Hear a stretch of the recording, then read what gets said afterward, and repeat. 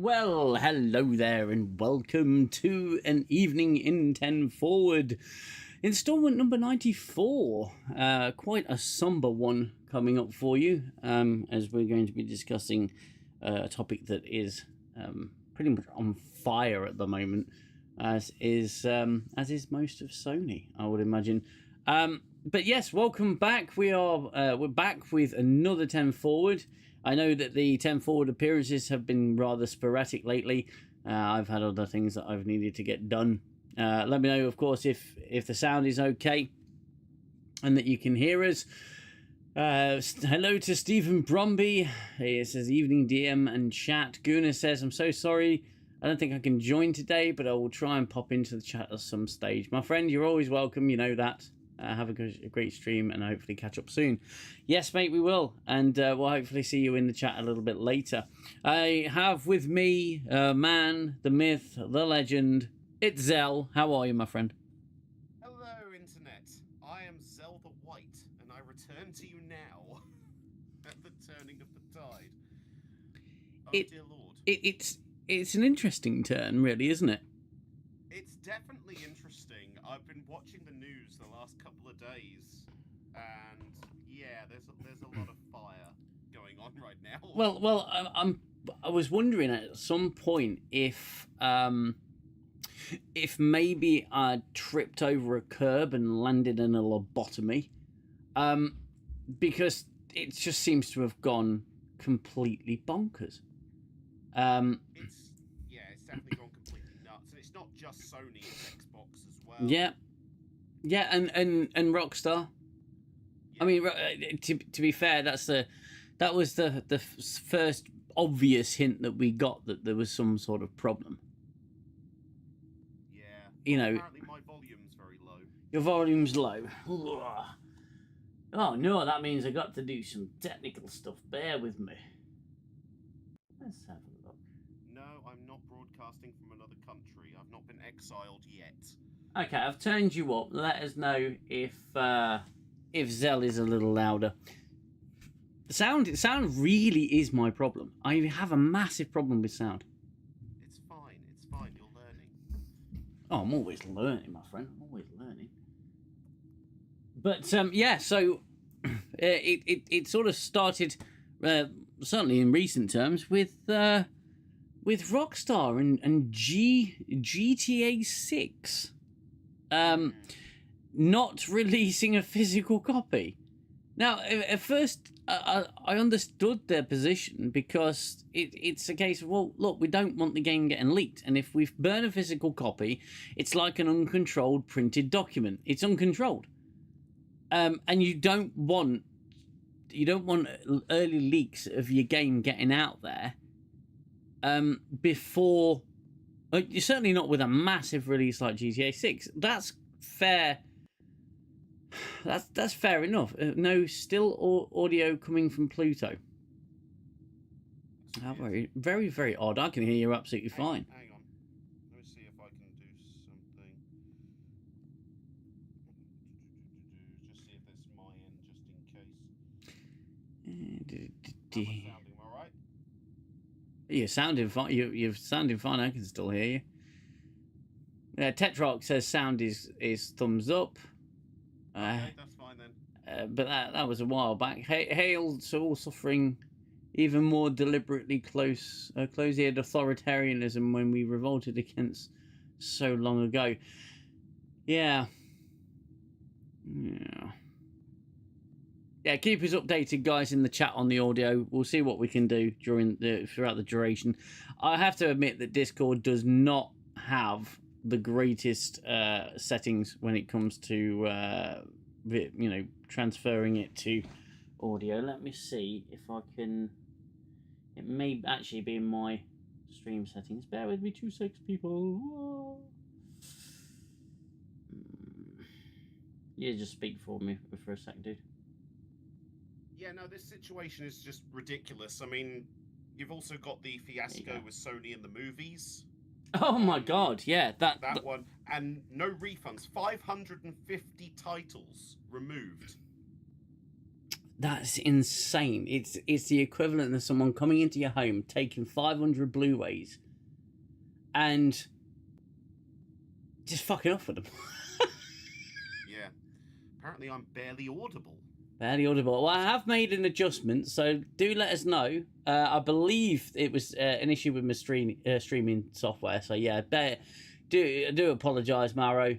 Now works better. Yeah, that's much better. Yeah, that's fine. So that's all good. It's right, because I was panicking, thinking it was my end. No. That's all good. That was my fault. Completely my fault. The movie thing definitely shocked me, especially when the cheeky sods at Sony said we're not offering refunds. So you bought a film through Sony, well, you're just stuffed. And you're right, it is like someone coming into your home and just stealing your DVDs. It's bloody awful. It's bloody awful because, you know, I mean, I've been dubious, funny enough, about buying digital games, but I've been even more dubious about buying digital movies. I always thought a few digital films, and I get them off Apple because I can download them. Yes, so you keep them onto my computer. So I always have a copy of them on my system. That's crazy. But I wouldn't buy. I like you. I'm dubious about buying anything digital. Yeah. And if you look at the PlayStation situation for a moment, there's a prime example which falls within the realm of this channel's subject material, which is Star Trek Resurgence. It's been pulled from all digital storefronts.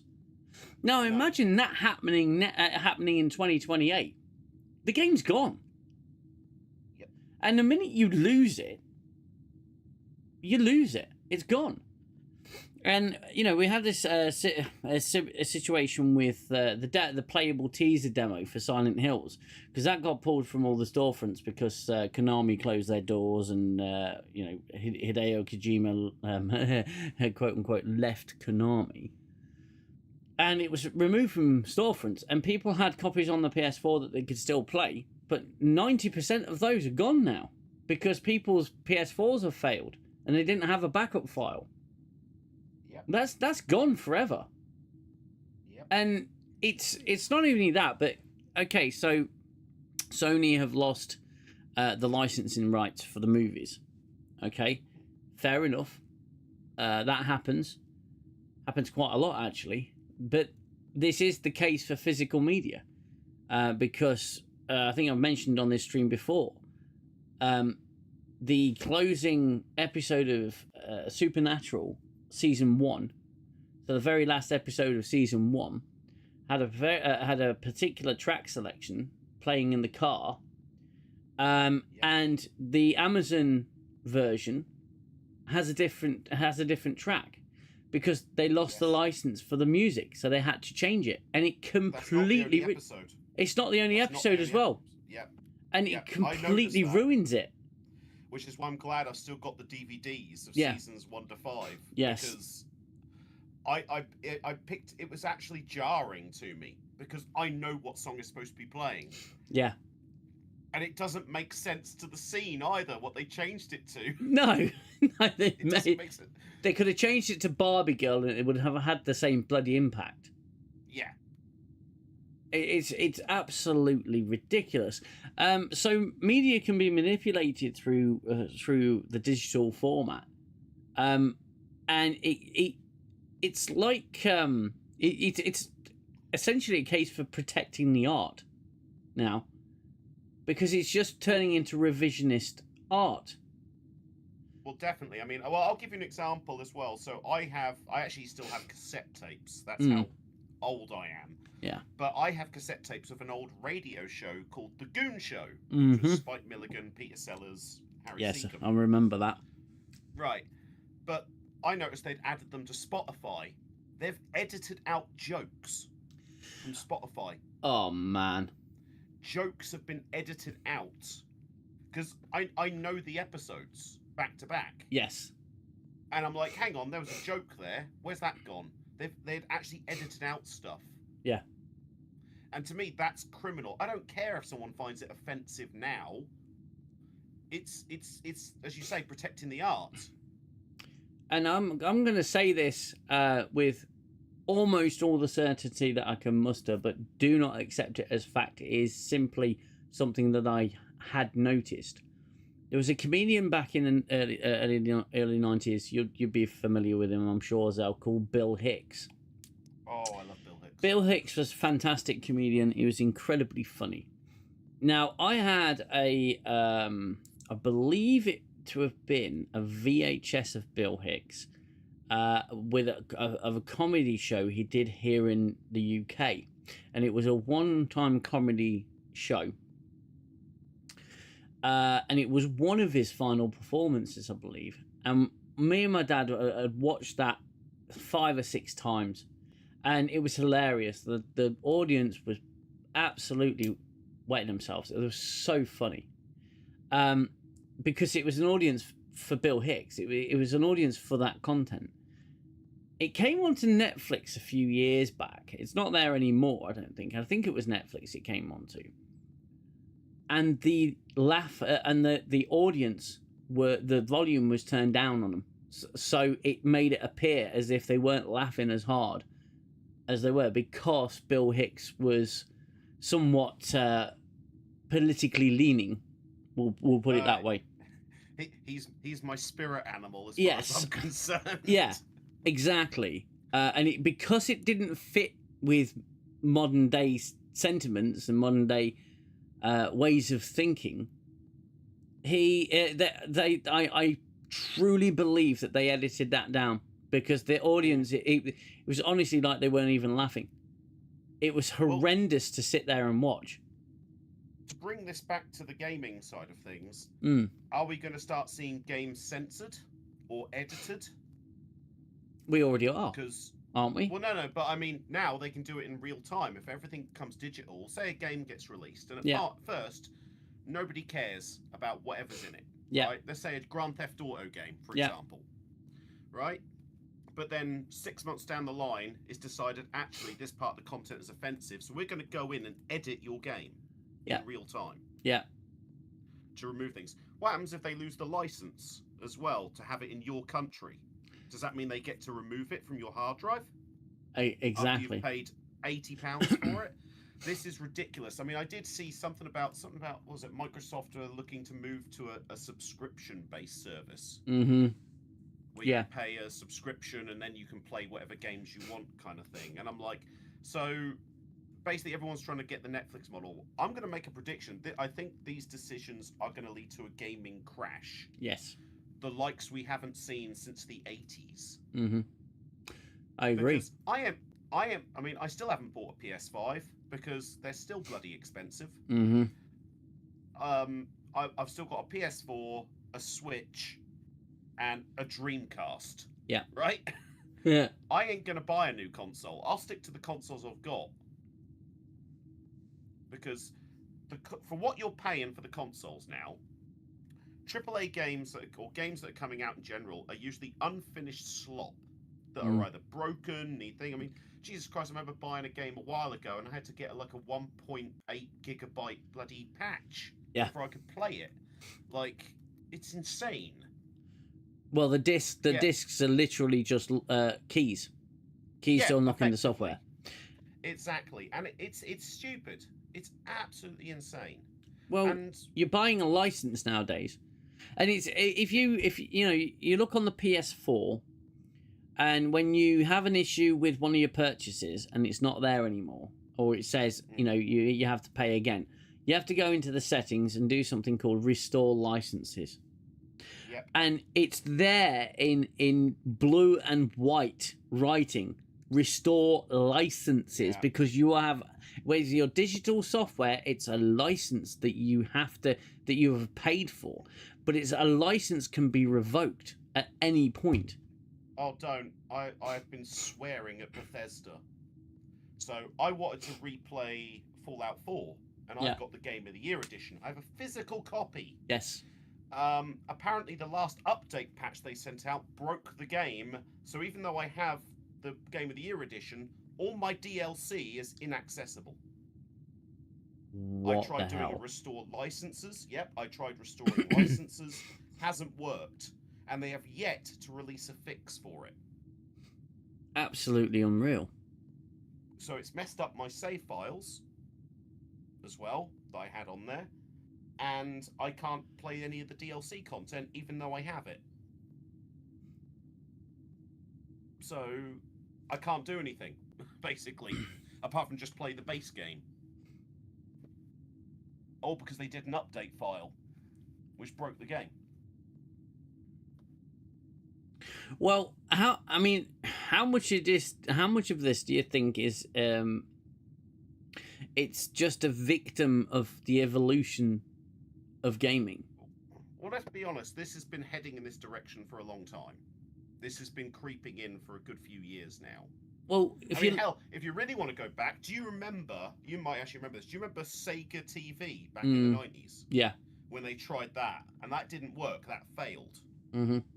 Because people said, why am I going to pay a subscription on top of my internet bill? Yeah. Because it wasn't cheap back then. No. For dial-up, you know.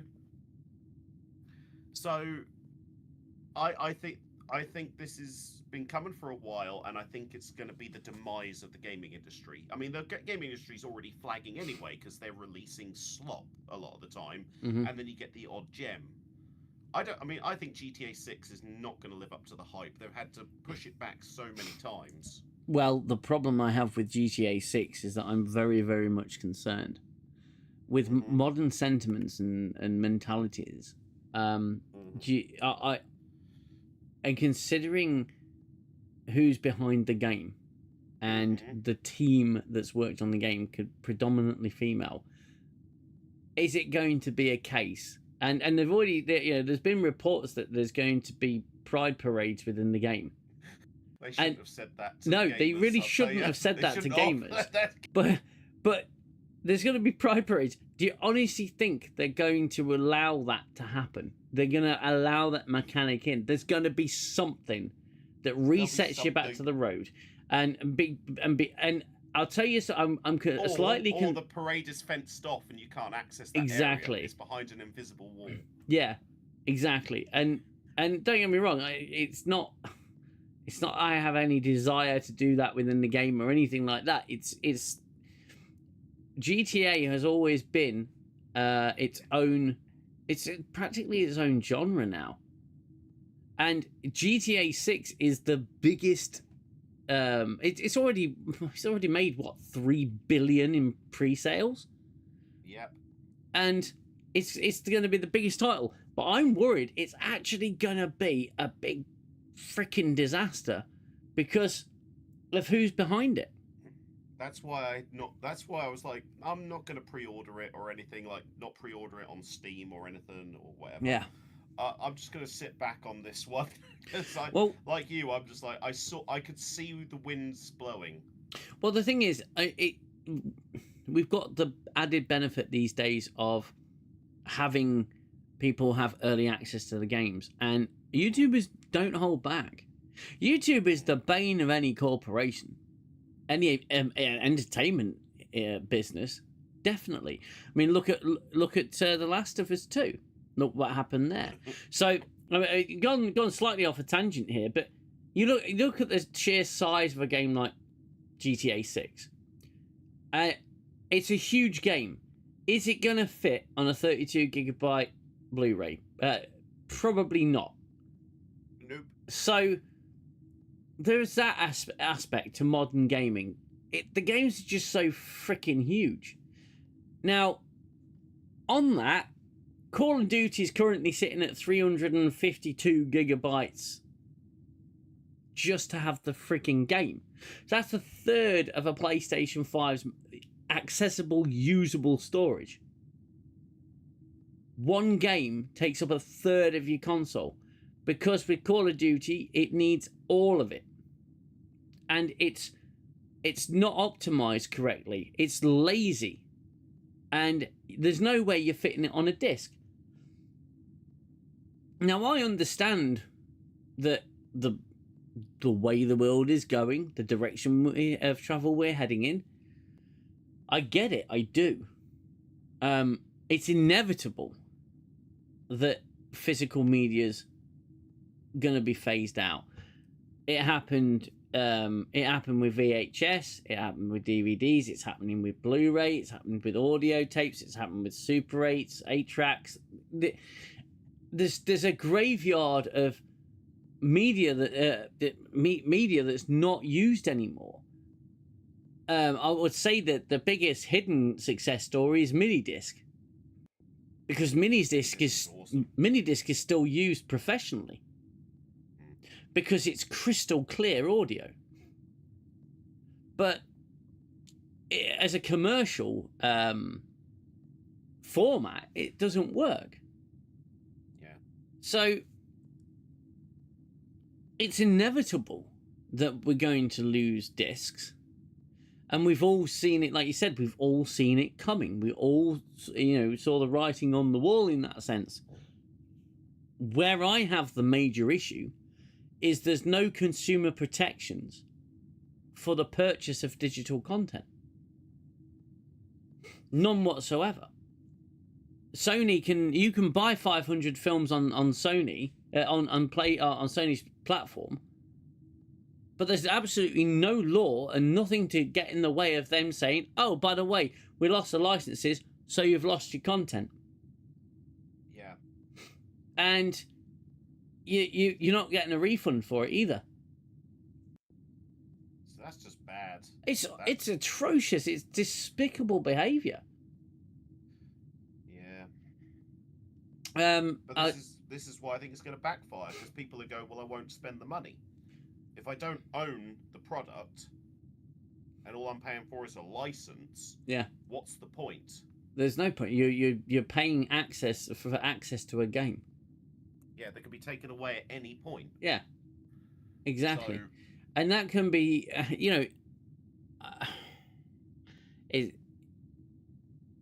how can I put this?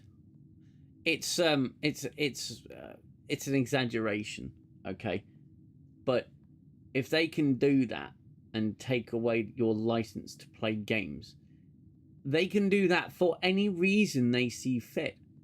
If your political opinions don't fall in line with the company's political decisions or anything like that, that's all it's all it takes is for them to just switch it off. And this is the problem we had with things like digital ID. Pretty soon that's going to be tied into you being able to play games. And there's a real danger here. And I obviously not going to just stick to talking about the PlayStation and the Sony thing, because physical media is something that's so very important to us all. And it's important for the preservation of history. Yep. Not only with games. Yeah. It's rather dystopian. It's incredibly dystopian. And I've got a really good stack upstairs of PlayStation 1 titles, which, to be fair, they're my favourite games. PS1. The discs were fucking indestructible. Absolutely indestructible. The cases were, I think, unique. The design was perfect. I can't stand the American design for PS1 games. I much prefer the English design, because I think it looks freaking amazing. These stacks are beautifully, they look fantastic on a shelf. They were always well produced. Yep. And the artwork was fantastic. They were uniform in the way that they were laid out. And like I say, you could drag the disc along along the road using your car, and the damn thing would still work. Oh god, yeah. And I've still got those older consoles Yeah. as well were so well built. I mean, my Dreamcast still works. Mm-hmm. Over 20 years old, and the damn thing still runs. Yeah, no problems. My GameCube does. Yeah, still works a treat. And don't get me wrong, yeah, you may have to eventually do a capacitor replacement. That happens because capacitors are the only, pretty much one of the only components that really age. Yeah. But that's just wear and tear. That's wear and tear. That's entropy. But and the plastic may get a little bit brittle. But if you look after it, a console's for life. Oh god, yeah. And again with the PlayStation, I watched Drinker's video on this, which, funny enough, the first one got removed. He had to cut his video short because he'd put something that the algorithm didn't like at the end of his video. But I did see the original version, and he used the PlayStation as an example. You save up your hard-earned cash, a game comes out, and you are perusing in a physical store, in a physical place, in an actual location, holding physical items, and you're deciding, right, I want to play this game. This is the game I'm going to choose. You take it home. You break that initial seal, the one that went all the way around the case, and it was beautiful. You took your disc out, you put it in your console, and that was the final game.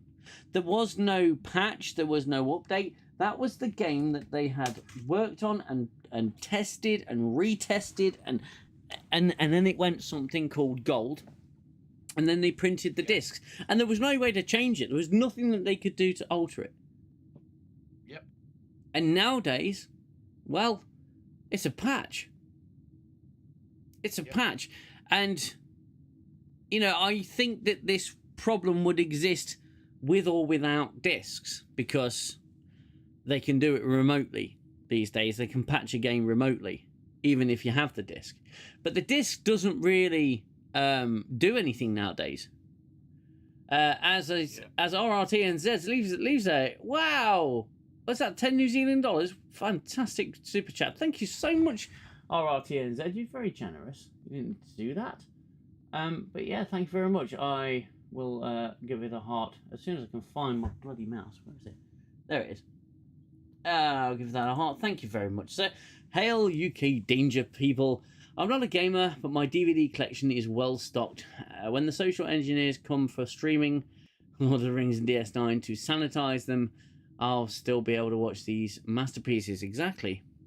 My physical media collection in terms of DVDs took a bit of a swan dive when we moved into a much smaller house, but I kept the ones that mattered to me. And there's an awful lot, in terms of Star Trek, in terms of Lord of the Rings. God, the things that they've done to mutilate media now. Some things can be done with love. A lot of things are done because people are too sensitive to it. Look at all the old games that are being remastered and transferred to HD. What warning quite often comes up at the beginning of those games?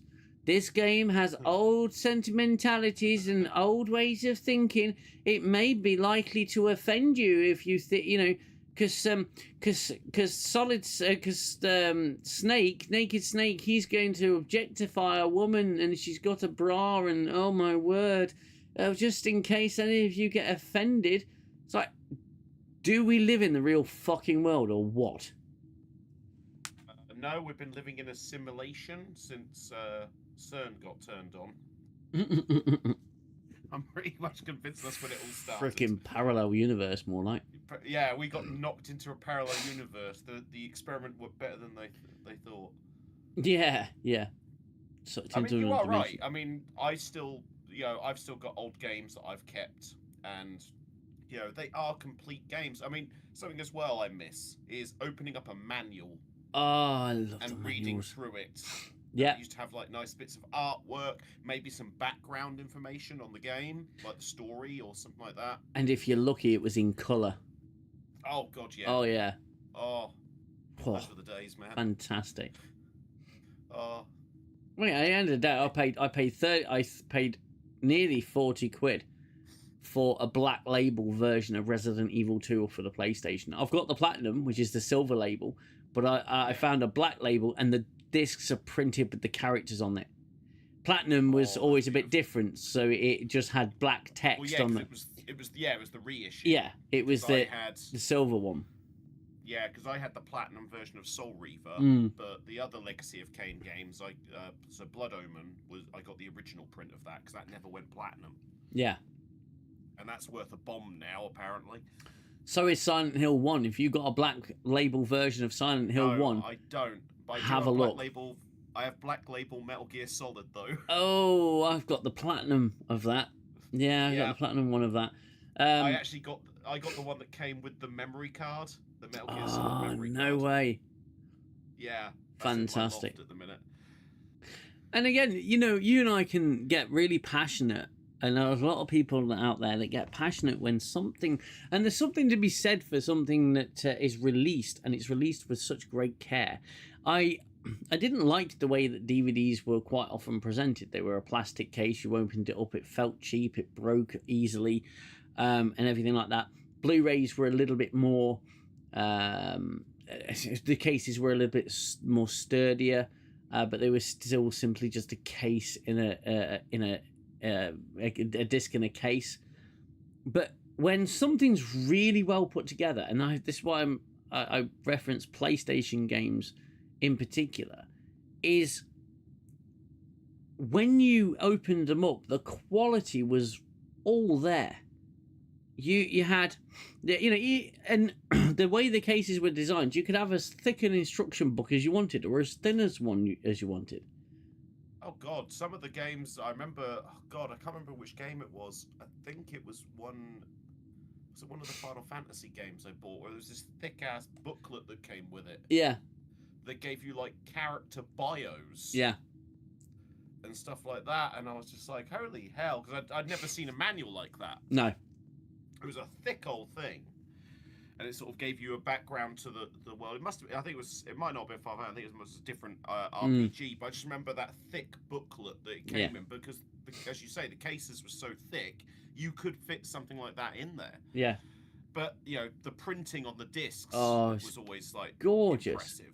It was beautiful. I always remember Driver. It was an alloy wheel. Oh God, yeah. It was gorgeous. Yeah.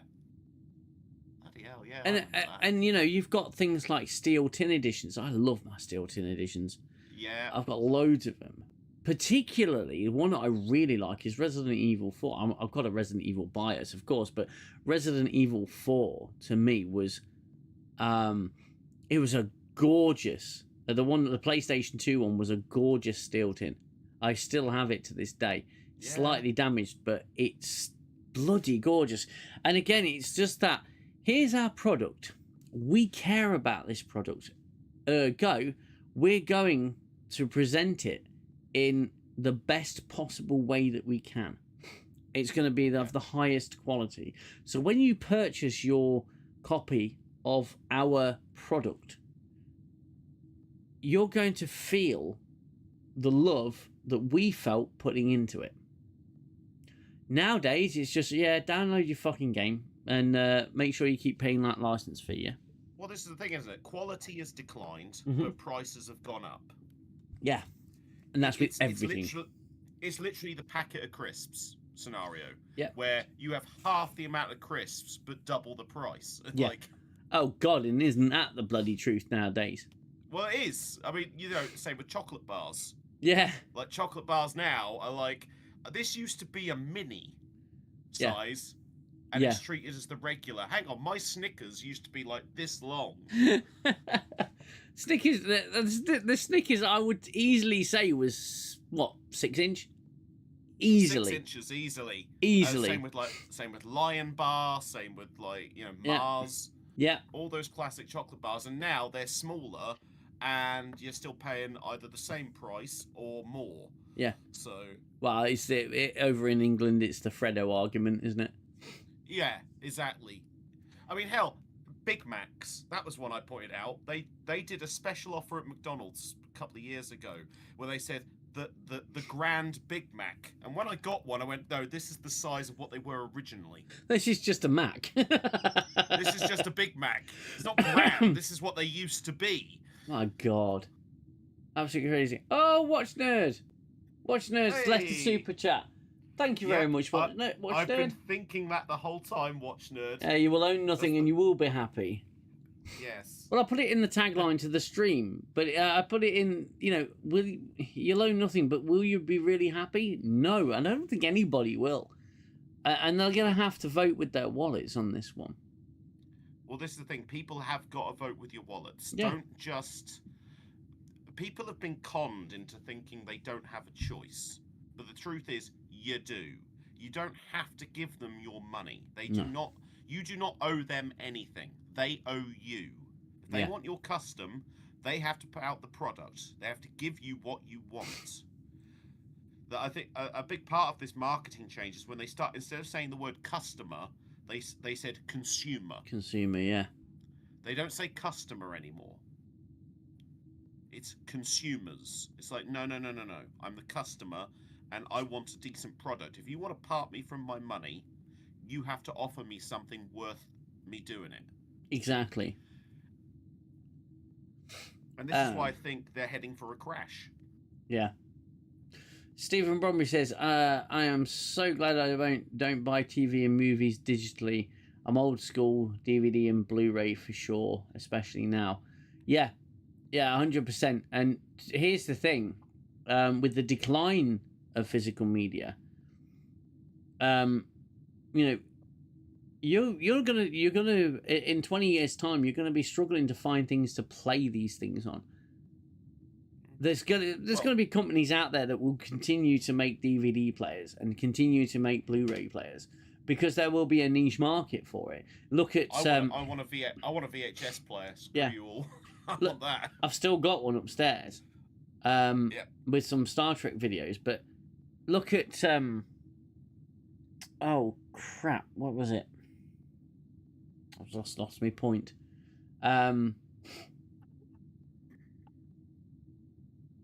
I got my friend. I mean, yeah. Look at LPs. LPs have made a big comeback. Yeah, they've made a comeback, and people really like them. People are still making record players. So there should still be options out there. But hell, DVDs now are 50 pence in a charity shop. Go to a charity shop and you'll be able to get yourself a film collection, and those movies can't be altered. There's literally no way for them to remotely alter them if you've got a DVD player and a disc. Now, it's easy to go off the rails and start saying this is the move towards fascism, as in, where are you hiding your DVDs? We have come for you. Videotapes under the floorboard. Yes, yes. So turn it down, kids. Turn it down. It's a stretch, but it opens doors for that to be a possibility.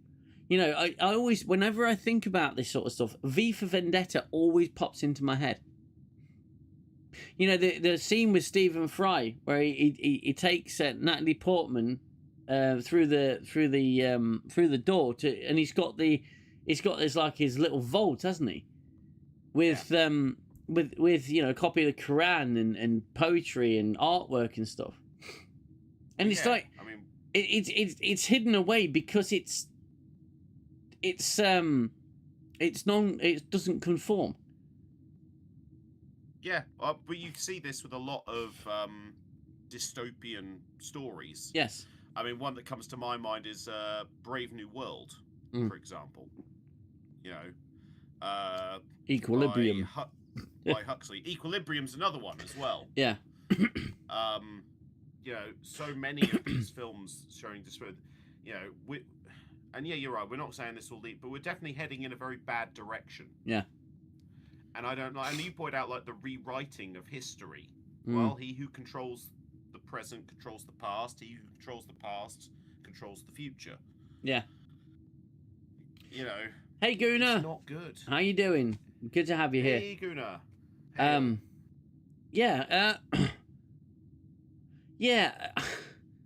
It's weird. I mean, you've got different versions of films in different age ranges and different edits, and you work hard to find the specific version that you want, but you do that understanding that you're holding something that belongs to you. It doesn't belong to anybody else.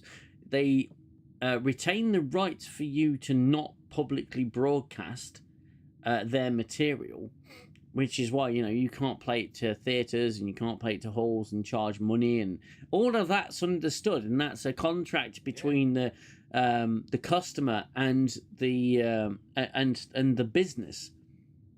And that's all understood. That's absolutely fine. But what's not fine is you taking something away that we have paid money for, and it's not a temporary loan.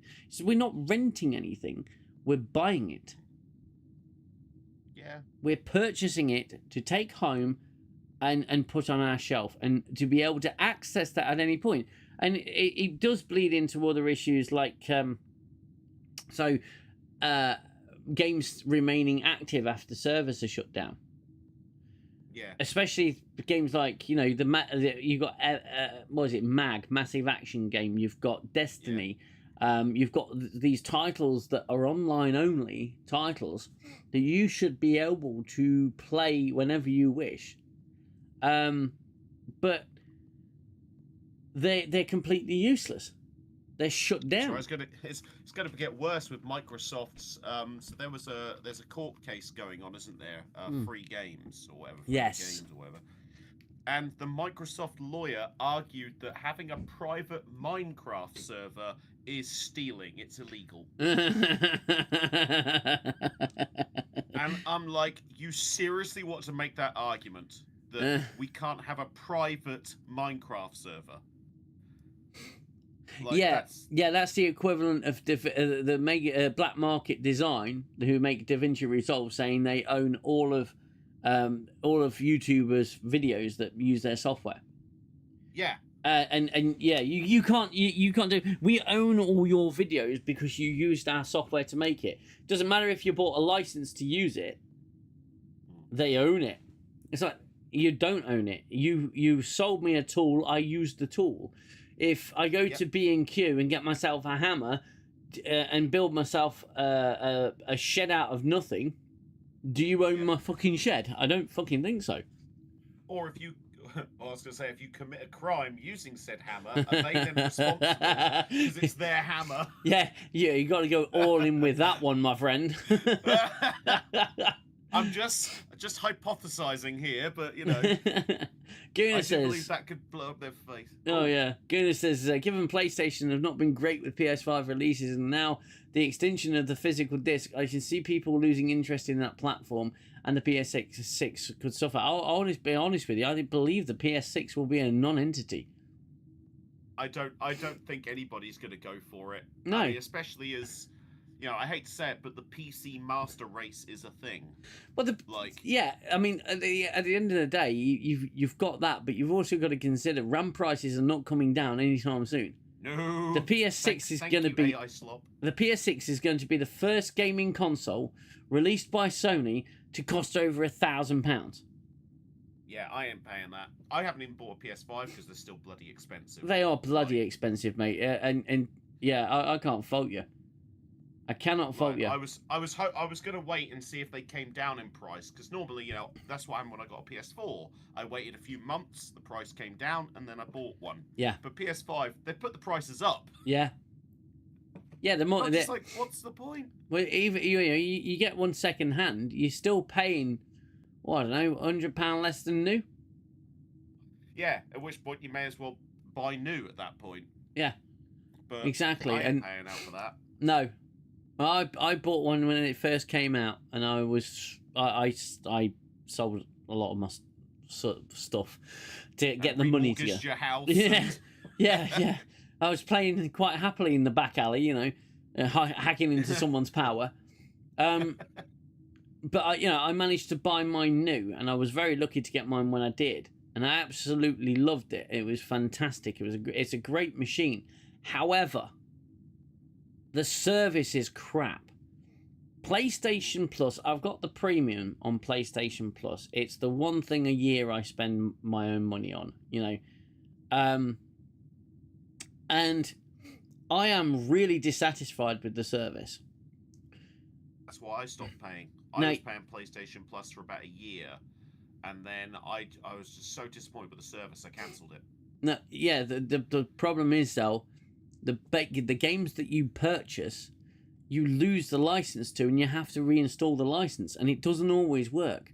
I know, for example, I had Burnout Paradise on the PS4 digitally because I got it as part of the monthly PlayStation Plus games. Yeah. Either that or I purchased it, and I go back onto it and it ain't there. Yeah, I haven't had that problem yet. I've got a couple of games that I purchased off PlayStation Network. Yeah. But they haven't, even though I'm not playing for Plus anymore, I've still got access to them. Yeah. Hello, Angels Pierre. How are you, my friend? Sorry, I'm late. How's it going? It's going pretty well. We're talking about the death of physical media. So it's not going well. But no, it's getting expensive too. Yeah, and this is another thing. So the Ultimate Edition of GTA is going to cost, what, 90 quid over here? Maybe £100? I think it's closer to 100 when I last looked. Closer to £100. So you are... Now, look, I kind of agree with it. And don't shoot me at Dawn, any of you. I kind of agree that they're going to charge more for that game.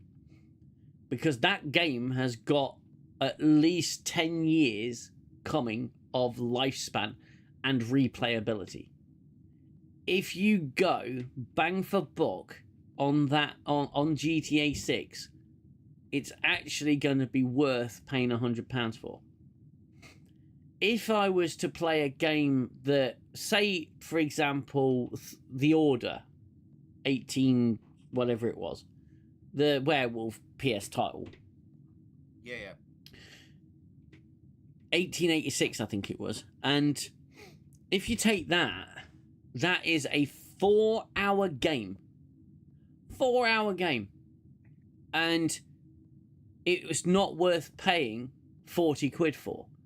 It wasn't worth paying 40 quid for. People got really annoyed because they paid full price for this game and it was about 4 hours worth of gameplay. It was a fantastic... Yeah, Guna, look, it was a fantastic game. I really enjoyed The Order. It was a great game. But it bang for buck, you didn't get it. It wasn't worth the money. Same with Resident Evil 3 Remake. It was half a game. So they actually charged you less. Now, GTA 6 is a huge title, and it's been in development for 10 years. It's going to be the biggest game ever to be released, and it's going to make the most money any game's ever made. But I understand them paying. I understand them charging you for that. But if I'm spending 100 quid, mate, I want a physical disc. I want a fucking steel tin box, and I want a fucking leather-bound map of whatever the island's called. Because you've always got a map. The character. A bust of the character, yeah. If I'm paying £100, I want the fucking premium edition. And Angel Pierre says, here's my counter-argument. GTA 6 is going to have microtransactions worse than GTA 5 Online. They're going to make so many billions just from that. Yeah, absolutely. And look, they've already made 3 billion in pre-sales, apparently according to rumor, and leaks. They've already made that back in pre-sales. 39 million copies sold already. It just in pre-orders. But you, again, that's in digital pre-orders. So there's not going to be any GTA 6 disc. If you really think about it, why would they commit? So when's it out? November? Why would they commit to 13 months of disc production when PlayStation's going to stop producing discs? They won't do it. Yeah. Nope. You can't appreciate something in cloud storage. No, you can't. And it's, your library, my library is vast, okay? It's vast. And I quite often forget what I've got, and I don't remember what I've got. There's some games that I do know that I've got. But take the PS3 and the PS Vita store. They are being shut down. Yep. And the word, I wasn't comfortable with the wording of what they came out and said. Unfortunately, we're going to have to shut down the PlayStation 3 store and the PS Vita store. However, you'll still be able to access your purchases for the foreseeable future. I'm sorry, I don't like your wording there. Don't forget to hit the like button, guys, on the stream. That really does help. I know I'm sporadic with shows, so it's taken a bit of a pounding lately. But yeah, don't forget to hit that like button if you're enjoying the stream. But yeah, I don't like that wording. Foreseeable future? It's like, no. Actually, I seem to recall in your marketing, in your advertising for PlayStation Network, you said I'd own the games forever.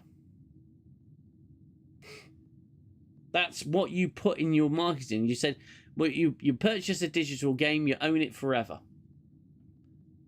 And unless you're planning to redefine what forever means, you better make sure that that content stays available to me for the rest of my existence, because that's what you marketed and that's what you promised.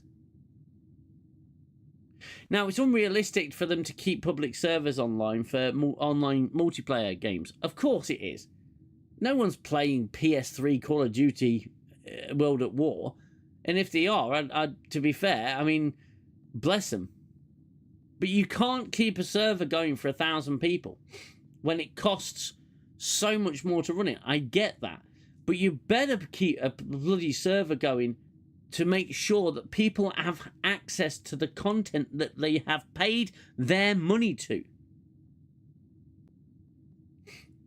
Angels PS says, because Sony is going to try and delete all the old games from the console as soon as it has internet and call it a bug at first. It is possible, but at the end of the day, my PS Vita is an incredible little machine. I love my PlayStation Vita. Every time we go away on holiday, my Vita comes along because I can just play PlayStation games on it. And it's an amazing piece of kit. I love my Vita. Fantastic. But they even tried to screw... Sony even tried to screw people on that because they had proprietary memory sticks. So you couldn't even use a micro SD or a not even a... what did they call it? Memory stick duo or anything like that.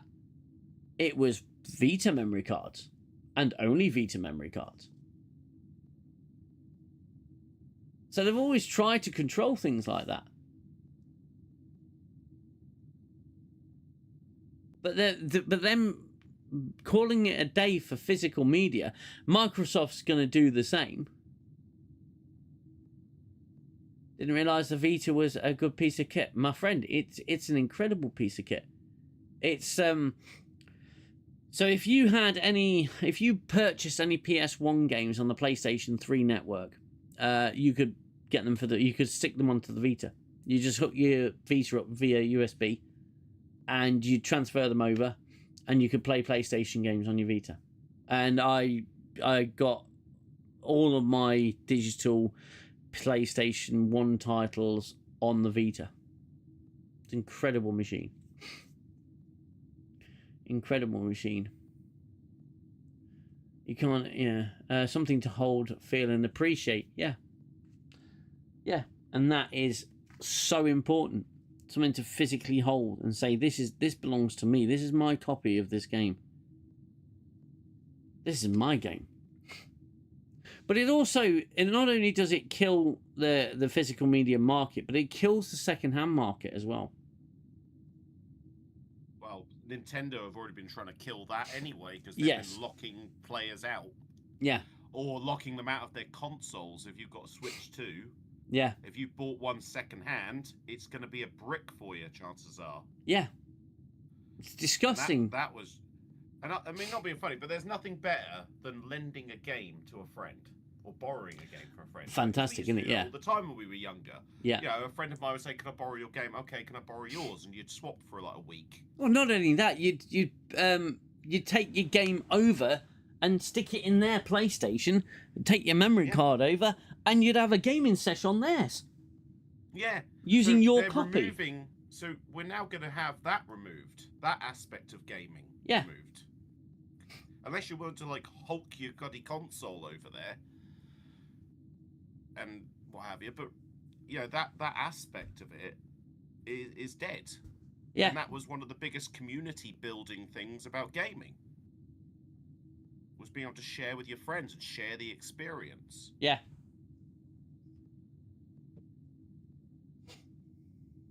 if I got games cluttering up my house, I should have the right to resell them. Yep, you should have the right to resell them. You've already paid for them. Yeah. So they're your physical copy. You should have the right to resell it on. Yeah, I saw that Gooner as well. I saw on X that it's been blown up all over. I'm loving all the Mickey taking posts by other companies. Oh, the Domino's one. The Domino's was fantastic. It was so funny. They make terrible pizzas, but their social media guy needs a pay rise. Okay, they are the Chipotle of pizzas. Yeah, they are. They're not good at all. The pizzas are overpriced and bad, but their social media guy needs a pay rise. Freaking legend. For those who haven't, I will read it out. You carry on, mate. I'll find it. Well, I was actually going to read out one by another company that makes gaming accessories, and they put up a post saying they're gonna move away from physical controllers and shift to downloadable controllers. Yeah. Because true pro gamers don't need a controller in their hands; they just need the controller in their soul. Oh, Domino's one. In response to trends in the gaming industry, as of the 1st of April, Domino's UK will cease production of physical pizzas and shift production to digital pizzas only. Consumers will be able to download our full range of delicious pizza codes and, using the power of imagination, enjoy them all entirely virtually. Fucking love it. Absolutely love it. Oh, it's great. The parodies are fantastic, but it really does show a passion for this stuff. You think you can control the consumer, but really the consumer's the one giving you power. And we've spoken about this many times in terms of where modern writers are taking the art form. Yeah. You forget that we're the customers. We don't consume media. We experience it. We don't consume it.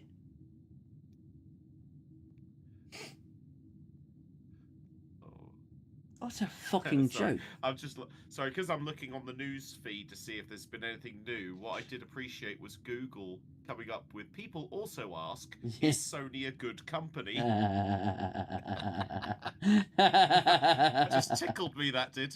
Oh man. That's yeah, there's just constant stream of news just saying backlash. Yep. And they must have known that they've done it, but they didn't. They do it. They did a trifecta. They did the trifecta. They said, what did they say? They said they're going to shut the PS3 network down. They're shutting the Vita store down. They are they're completely obliterating physical media collection. And people's movie collections. So what are you fucking playing at? It is every single decision you could make that would be wrong, you managed to make it, Sony. I should imagine like Microsoft and Nintendo are going to be like being very kind of shy at the minute. They don't want to. Let's just see how it pans out for Sony first before we say anything. It's like they're stuck in a store in a zombie apocalypse. It's like, Sony, go out first, see what it's like, and they're just standing there watching Sony get ripped to pieces, and they're going, "Oh, yeah." I mean, I think if I was Microsoft or Nintendo right now, I would be jumping on an opportunity to say, don't worry, we still care about you. We're still going to do physical media. Exactly. Unfortunately, Microsoft have already said they're going to start moving away. Yeah. Instead of playing it smart, I mean, at the end of the day, when didn't Sony do that to Xbox? When they said, oh yeah, it's going to be accessed by a code. The disc's going to be accessed by a code, and it's a one-time code, so you keep the game. Sony says, and they did it on stage, didn't they? They said, here, have a game. Oh, thanks. All right, thanks. I'll lend you this game. Yeah, it's. You forgot Nintendo still pushes the digital keycard thing. Oh yeah, they still do that. Yeah, of course they do. They still have physical games. Yes. So you can still buy the little SD cartridges. Yeah. I mean, didn't Sony do something like that before though? Was it was it the 360 or the Xbox One, something like that, where they let Microsoft announce the price and everything, and then Sony went, ours is £100 cheaper. Yeah. Like, they did that. So I don't know why Sony are doing this now. No, it's really. I think it's probably, to be fair, they saw it off the back of an opportunity off the back of the GTA 6 news, and what an opportunity that was. Well, yeah, fantastic. How to torpedo your company, because the PS6 is going to be dead on arrival. Oh yeah, 100%. No one's going to want. I don't. Here's the thing: isn't it the Xbox One S?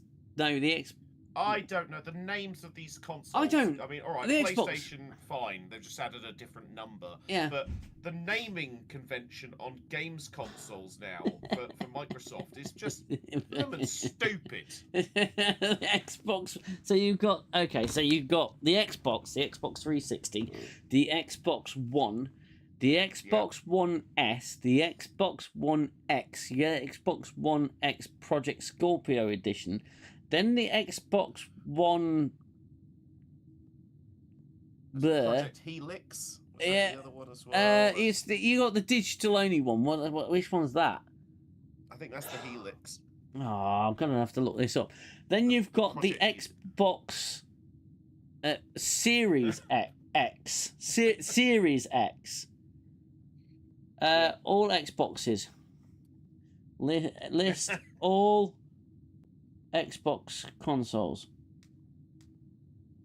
List all Xbox consoles. Come on, AI. Don't let me down. List all Xbox consoles. Generation 1. Okay, so original Xbox. Then you had 360. Then you had the 360 Slim S. And then you had the 360 Slim E. Then you had the Xbox One. Then you had the Xbox One S. Then you had the Xbox One S All Digital Edition. Then you have the Xbox One X. Which was just an Xbox One X. Xbox Series X, Xbox Series S. I mean, what the fuck were they playing at? They need to hire somebody to come up with better bloody names. The guy from Domino's. Yeah, hire the dude from Domino's. That was fantastic. The Xbox One Hawaiian. The Xbox One Special Sauce. The impact may be less for the youngsters, but we're still here and we still love gaming. Yeah, exactly. And yeah. To be fair, I think this is just aimed at the fucking young'uns, isn't it?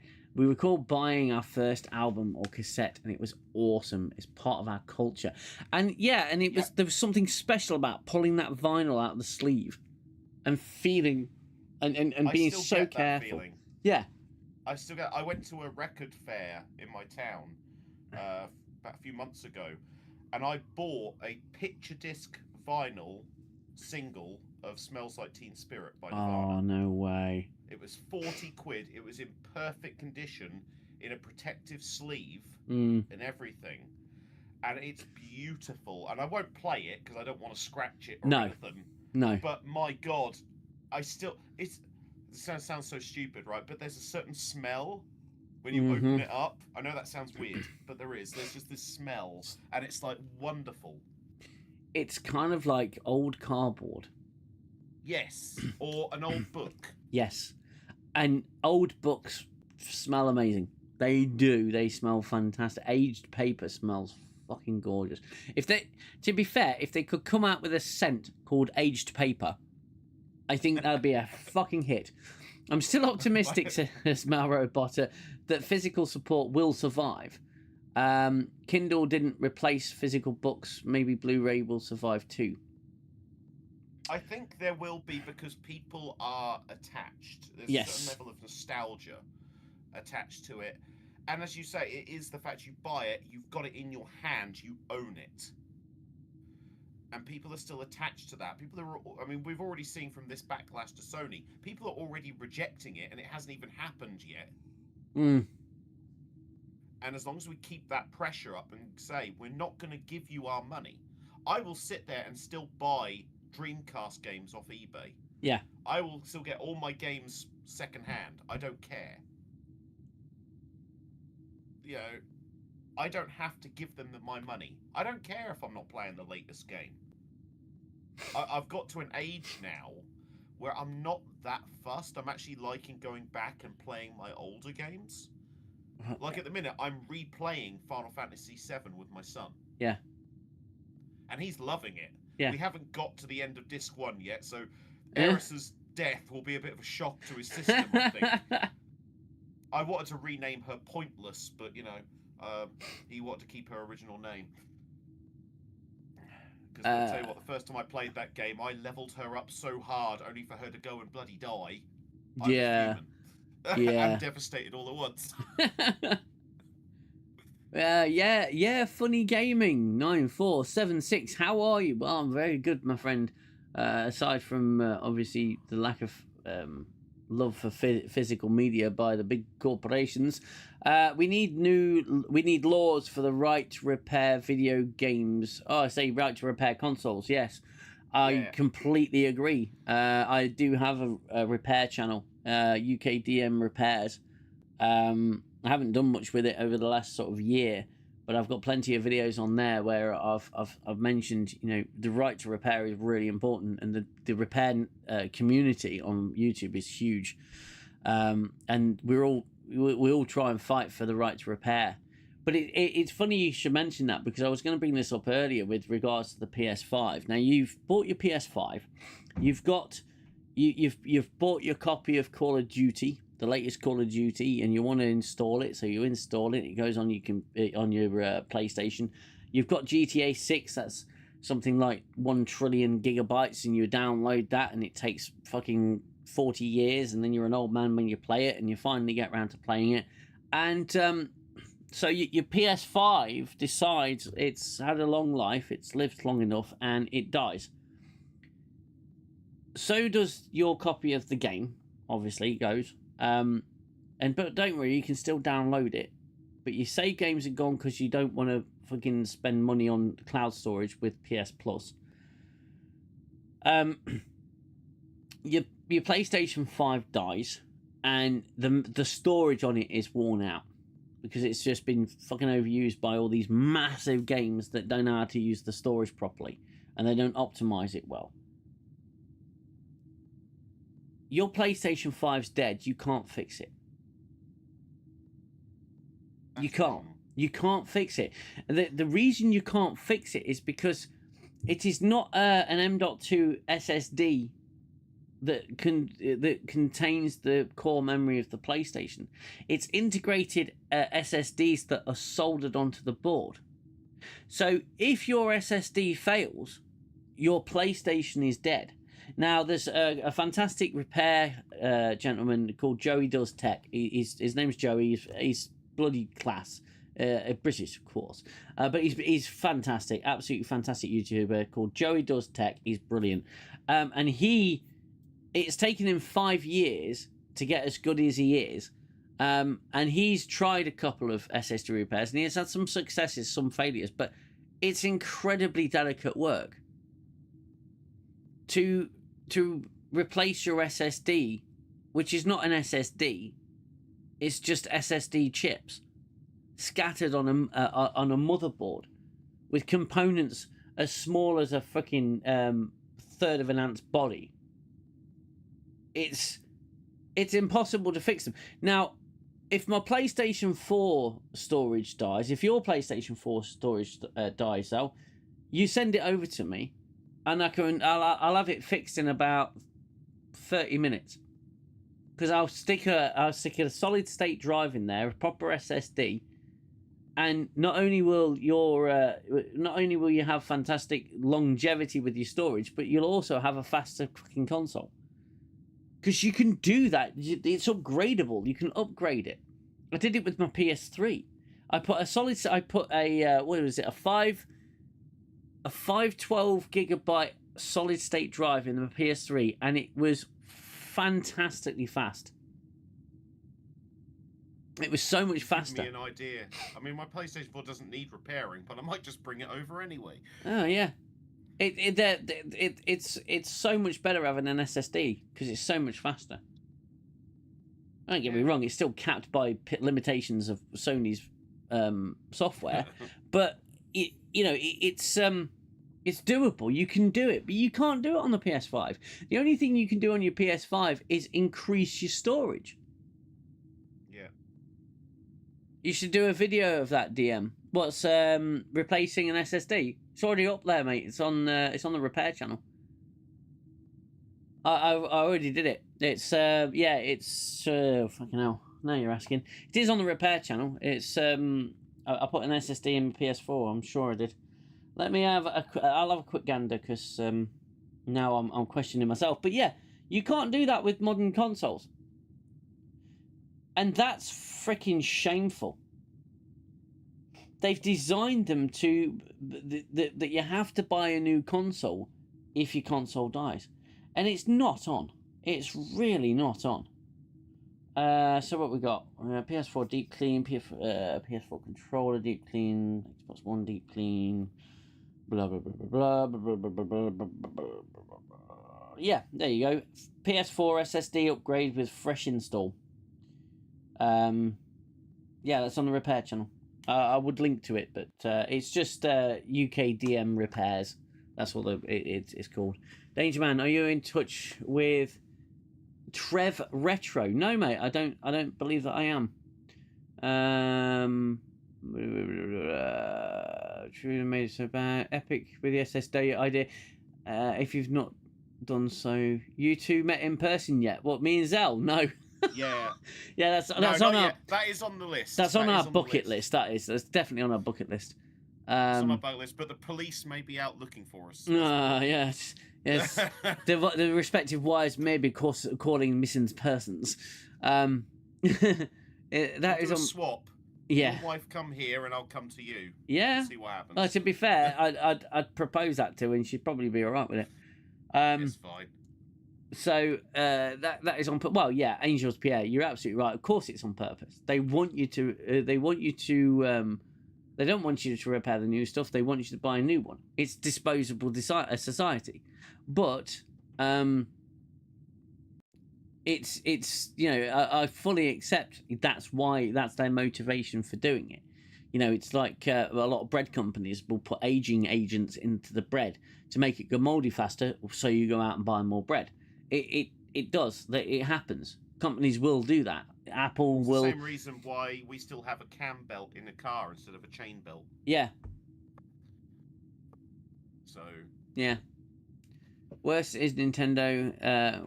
Angels Pierre, you're going for it with Nintendo. I can't fault you though. That wants to make you believe that you're not even allowed to open their consoles.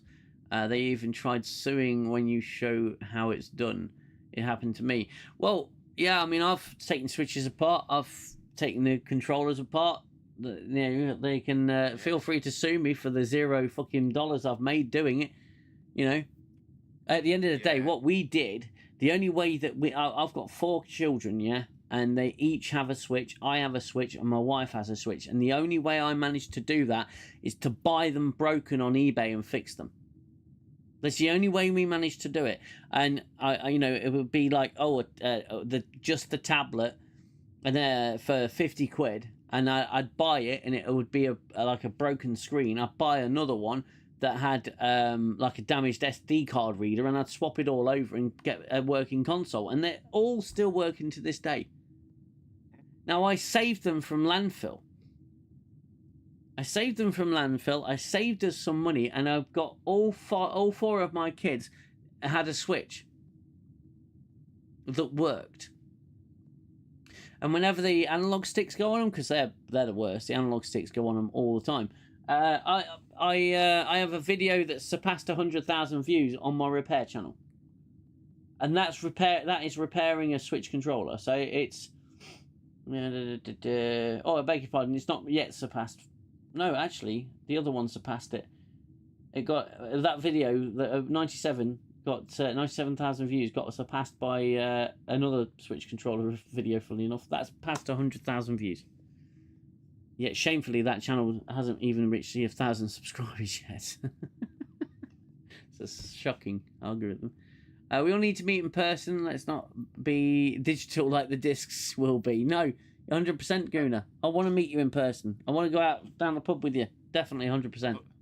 I thought you were going to say you want to buy me and own me, not Wow. just have me digitally. Well, yeah, absolutely. Yeah. UKD and repairs for the win.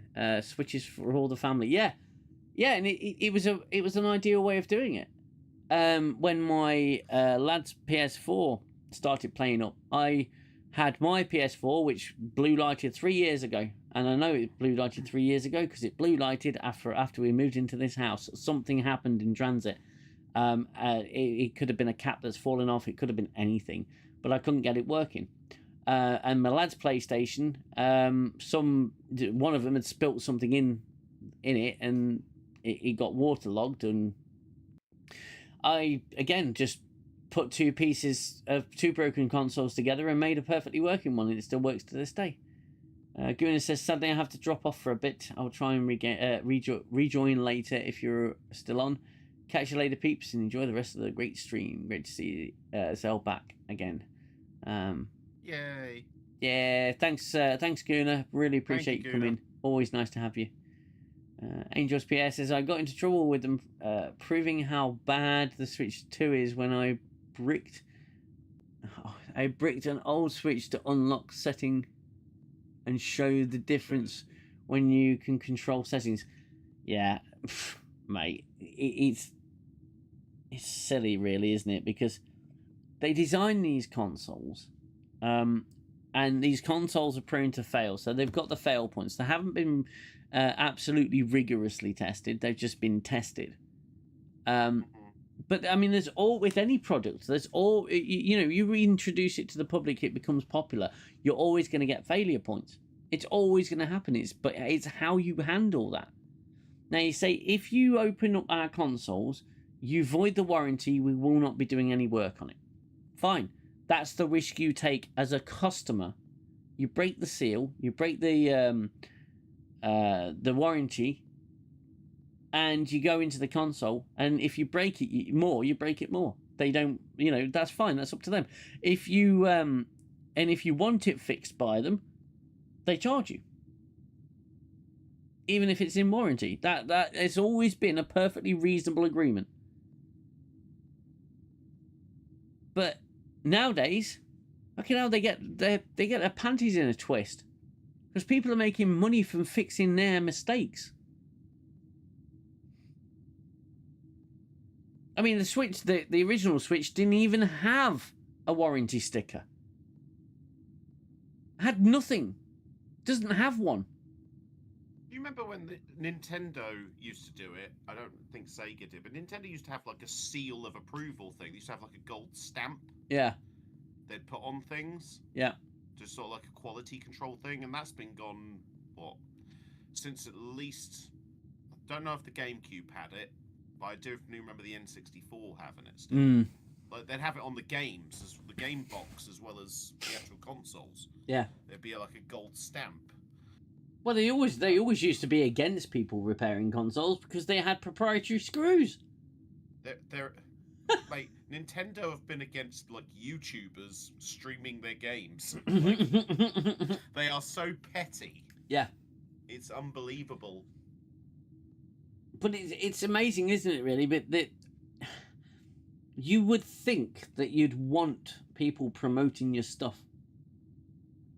Well, it's free promotion, isn't it? This was 100%. the argument over the YouTube stuff. Yeah. Because people are saying, I'm literally promoting your product and you're not even paying me for it. Yeah. I'm streaming your game to show, look at this game, it's amazing. Yeah. And Nintendo's like, no. No, you're making money off of our game. It's like, no, yes, but no. I'm using your content to push my own content to make money. That's all I'm doing. And in the process, I'm promoting you. It's a good symbiotic relationship we're supposed to have here. Yeah. Angels Pierre, my rule is if I buy it and it's out of warranty, I will open it and see how I can fix it. Absolutely. Absolutely, because that's the only way I learned, is I open stuff up. I've done micro soldering, I've swapped chips out and everything. The only thing I haven't tried is reballing, but I've done trace repair, and that is not for the faint of heart, by the way. A trace repair is well, not. I've never done that. I'm not that good. I don't know what the hell I'm doing. But I've got a shop locally which sells retro games, and they actually do console repair. Yeah. They do it really. They were actually really cheap. Yeah. Yeah. When my PlayStation needed a new fan, they went in and said, "Yeah, no problem. It was done in a day." Yeah.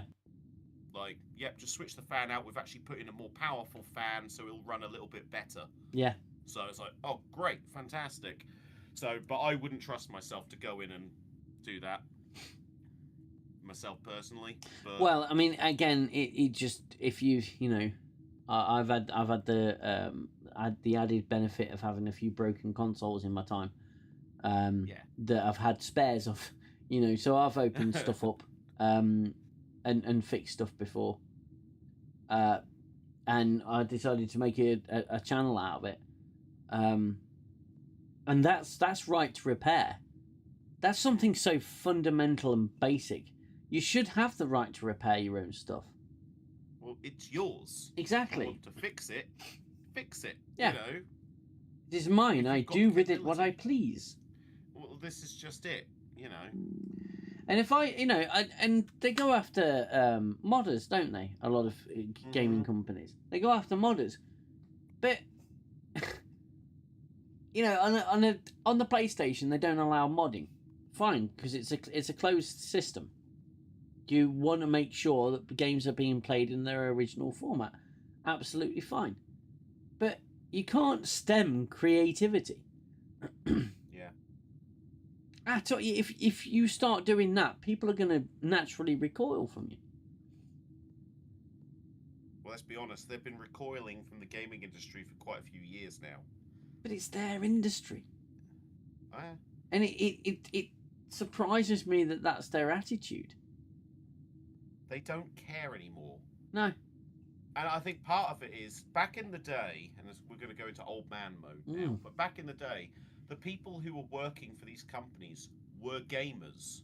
Mm-hmm. They were people who cared. They're the people, you know, down from the programmers. You know, if you were involved with... I mean, I'm thinking back to like the Amiga days as well. Like the people who were doing this were gamers. Yeah. They were like us. All right, and so they cared and they knew what they were doing. Whereas now, I think what we have now is a load of marketing consultants running things. They're not actually gamers. In fact, they hate gaming. They hate gaming. They hate gamers. They hate gamer culture. Yeah. You know. They don't. All they think is what money can we bleed out of them? Yeah. You know, EA were the worst for like microtransactions. Oh, they were awful. They were the first, weren't they? They were the first, and it was awful. And this is why I refuse to play EA games. Yeah. Because I don't want a freaking microtransaction. I just want to play the freaking game. But then it's that shift to pay to win. Yeah. You see. We don't have people working in these industries that are gamers or part of the gaming scene or culture. Oh, they might know the lingo and they'll dye their hair stupid colours and try and look punk rock and everything like that, but they're not. Do you think? Do you think it's necessary for? Well, I mean, legislation's necessary, obviously, to protect consumer rights or say customer rights. But, you know, make it... if I had a choice, mate, I would make DLC illegal. I would make it illegal. I'd make it... it's because it's anti-consumer. It's the work of the devil. It's you buy a game and then you buy the rest of the game through DLC. Sorry, but that's not on. If you have... If you make a game and it completes and it goes gold, yeah, and you start making physical copies, that's the game. You can patch it and fix your mistakes, but selling extra stuff to bulk up the game, that's a big no-no for me. You want to do that, make a sequel. Or come out with another edition. Yeah. I think we need to have a lot of rewriting of laws, especially going into this digital era, because a lot of the laws we have on the books are old and outdated. Yeah, and they're not applicable. and they're not applicable, which is why Sony can go in and delete your films Mm. and not give you a refund. I'm sorry, I should have my money back. You know, Absolutely disgusting. we can't need to have believe the they've done- laws amended. Yeah. The laws and the rules and legislation needs to be amended to protect the customer. Mhm. Because I hate the term consumer. Yeah, I'm not a fan. I hate the language they use. Because it's dehumanizing. Yeah. First and foremost. And you know, calling us consumer is basically just saying peasant. Yeah. They will take what we offer. We'll give out any slot. We've seen this with the gaming industry already, where they're hoping that the name, the title, will be enough to carry the sales. The game will be complete slop, but you know, they'll just buy it because it's got this name slapped on it. Yeah. And this will drift it, and obviously this does drift into stuff we've talked about previously with media in general. Yeah. It's got this on the title, therefore they will consume it. No. I'm not going to consume this just because you've stamped a certain IP name on it. Mm. I don't have to. I don't have to like it. I don't have to give you my money for it. Companies have gotten too comfortable, I think. Yeah. This idea of we'll just put stuff out and people will buy it. They've gotten too comfortable.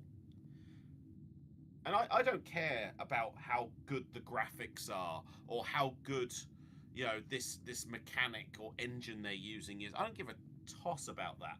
I just want a good game that's fun to play, that has something engaging, whether it's the story, the gameplay. I want something good. I want a good product. I don't want to buy a game digitally that can be taken away from me at any point without my permission. I don't want a game that is half finished, buggy as hell. I mean, Jesus Christ, do we remember Cyberpunk? What that was like on God. first release? You know, Cyberpunk was awful. Yeah, that was terrible. Now I'm gonna contrast this with, as people know, I play Star Trek Online, right? I'll be honest with you, the devs who work on that game, they're fans and they care. Yeah. Right? So they just announced the next event coming up where they are re-releasing some old content. They've remastered some old content that got removed a few years ago because they removed it because they wanted to remaster it. Yeah. Right? They've remastered it. They're putting that storyline back in the game. And as an event reward, it was a ship. They were going to put it as a gamble box. They were going to put it in a lockbox originally. And then they said, you know what? Let's make it the event reward. So now, you play the event, you get this ship for free. You don't have to gamble for it. Yeah. And it's the Cavort Bird of Prey. You know, the oversized one from TNG, because they messed up the scaling on the Bird of Preys. So they've got that. Right? And they did a live stream where they literally were explaining, here's why we did it. Yeah. We decided we wanted to reward the players, you know, and say, you know what, instead of putting this where you've got to spend money on the game, well, we're going to do it where you can win this ship for free. You've just got to play the event. Now that's people who care. But when I look at Xbox, when I look at Sony, when I look at Nintendo, I don't see care. I don't see people who give a crap, quite honestly. All they see is dollar signs. Yeah. That's all they're seeing. Proper Scrooge McDuck levels of just like, me money bank. Because the games we're getting, whether it's Cyberpunk, I mean, hell, even I did watch, what did I watch the other day? I watched somebody who played, and it made me laugh because I remember this. Day one release Skyrim. Yeah. And it took him about 10 attempts just to get through the intro. Because the game was so broken. No. And it was, because I remember I got it on day release, and it crashed my PS3 constantly. Yeah. Or some insane bug that would fling me across the map. You know, so this problem has been for a while, where we're not getting our money's worth. No. We're not. I would rather wait a few months longer and actually buy a game which was complete and fully working. Yeah, 100%. 100%. Instead, they're pumping out games on deadlines, and it's like, well, this game's broken. I can't play it. Yeah. It's insane to me. I'm showing on the screen, by the way. This is the GTA 6 dev team photo. Oh my god. What the hell? Oh my word. That's the Grand Theft Auto 6 dev team photo. Really? Because I thought it was a convention of something. Apparently that's true. Now, this is why I'm a little bit worried. All right. Now, don't get me wrong. This is not me being a fixist. This is why I'm a little bit worried. Because the guys who made GTA 5 are not there. Guys who made GTA 4 are not there. Guys who made GTA 3 are not there. San Andreas, Vice City, no one's there. I'm just zooming in on the picture. Oh no, it's going to be shit.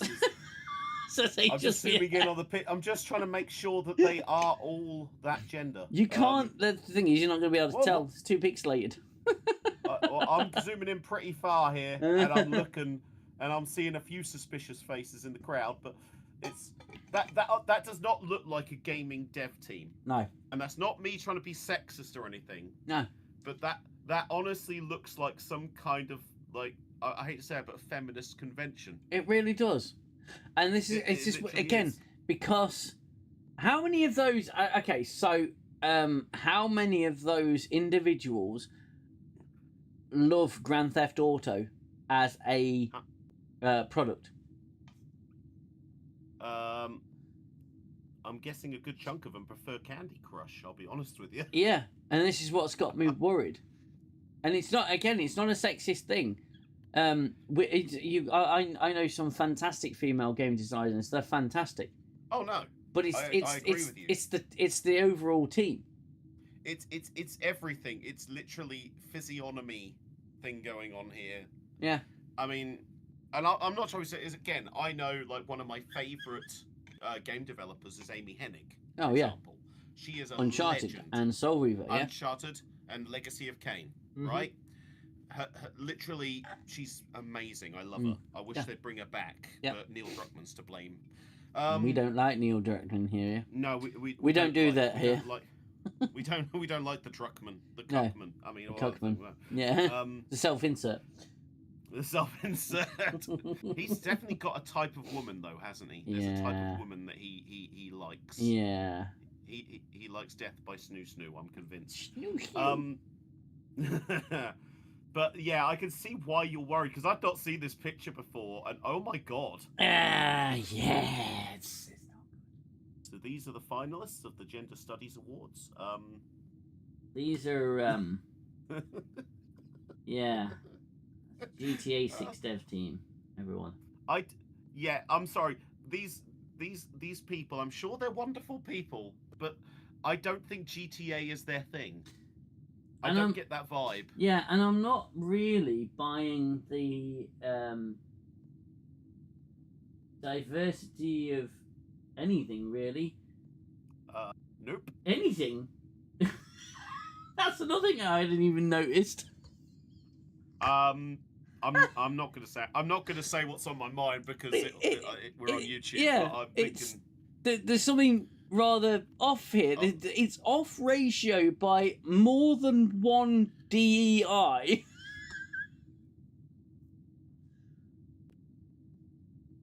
I mean, this can't be real. It can't be real.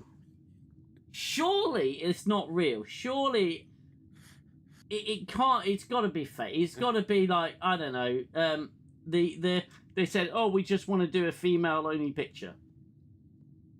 Surely that's the case. Yeah. We just need to do a female only picture. We're doing it for International Women's Day or something. Let's have a look. Yeah. Spider Punch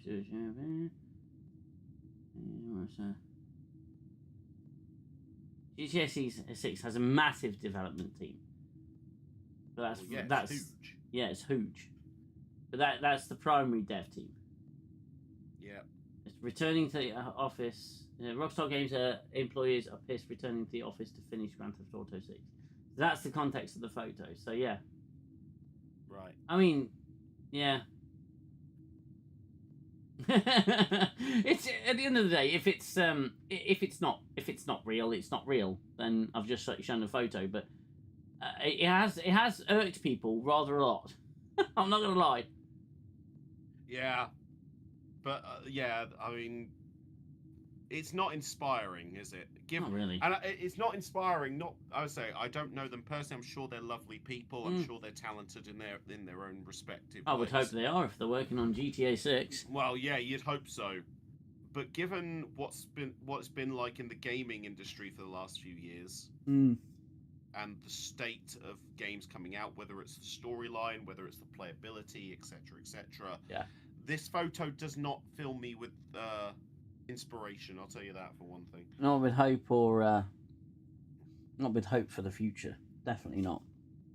Yeah. No. No. Yeah. You were talking earlier about games being just of decent quality in terms of a gaming experience. Well, I spent 15 odd quid on a game called Ground Zero, and that's again, it's tank controls like Resident Evil. It's in the style of Resident Evil, but it's an indie title, and I'm having so much fucking fun with it, and it's graphically redundant. Yeah. The characters look like PS1 characters. The backgrounds look like PS3 backgrounds. It's really mishmash, and it's freaking brilliant because I'm having no end of fun with it. And that's the important thing. That's the whole point of games. It's escapism. It's fun. Why this feels like a tax on fun. But I'm still playing games from like the early 2000s or the 90s. Like I'm still playing those games because they're still fun. They're still enjoyable. Yeah. I mean, I'm still on my playthrough of Daggerfall at the moment, and that was 1996. Yeah. Like, you know, I'd happily replay Doom. Yeah. For Christ's sake, just because it's fun. I've never really cared about graphics that much. No. We're of the generation that thought PS1 graphics were incredible. Until something else came along. And when PS2 graphics came out, when the PS2 came out and I saw that tech demo for Metal Gear Solid, I was just fucking blown away because suddenly Snake had facial expressions. Hey, I'm still playing my Dreamcast, and I'm still amazed at how well the graphics hold up on that. It's a fantastic machine for what it is. Same goes for the GameCube. It was a powerhouse. Oh, the GameCube was... GameCube and Dreamcast were severely underrated as consoles. Yeah. They were underrated. Because GameCube didn't sell that many, did they? Or they didn't make as big a sales as they hoped with that. No. And again, I think that with the GameCube, they'd have done a lot better if they kept the disc non-proprietary. Yeah, I think that's the problem. But Dreamcast, they just didn't release enough games in the West. No. In Japan, in Japan and like the Asian countries, they had shit tons of games. Oh yes, they did. For the Dreamcast, and I was so disappointed when I found out. Yeah. In the AAA space these days, it's pretty small pickings. AA is where it's at. The best AAA game that came out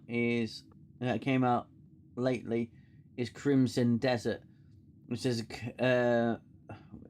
which has the content all of the other AAA games combined. Yeah, no, you're absolutely right. I think Watch Nerd went at some point, so apologies, Watch Nerd, for not reading out your message. Going to shoot off to bed, folks. Lovely to chat to you and see you all. Lovely to listen for a bit to UKDM and Xell. We'll hopefully see you on Star Trek Online sometime this weekend, Xell. Yes, I will be online sometime this week because I've been helping out some buddies of mine with some stuff. So yeah. Yes. I'm not.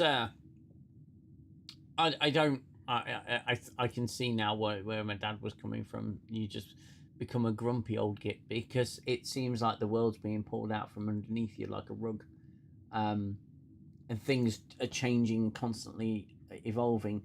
You know, banks are shutting down. Everything's going cashless now. Everything's going digital, and I don't like it.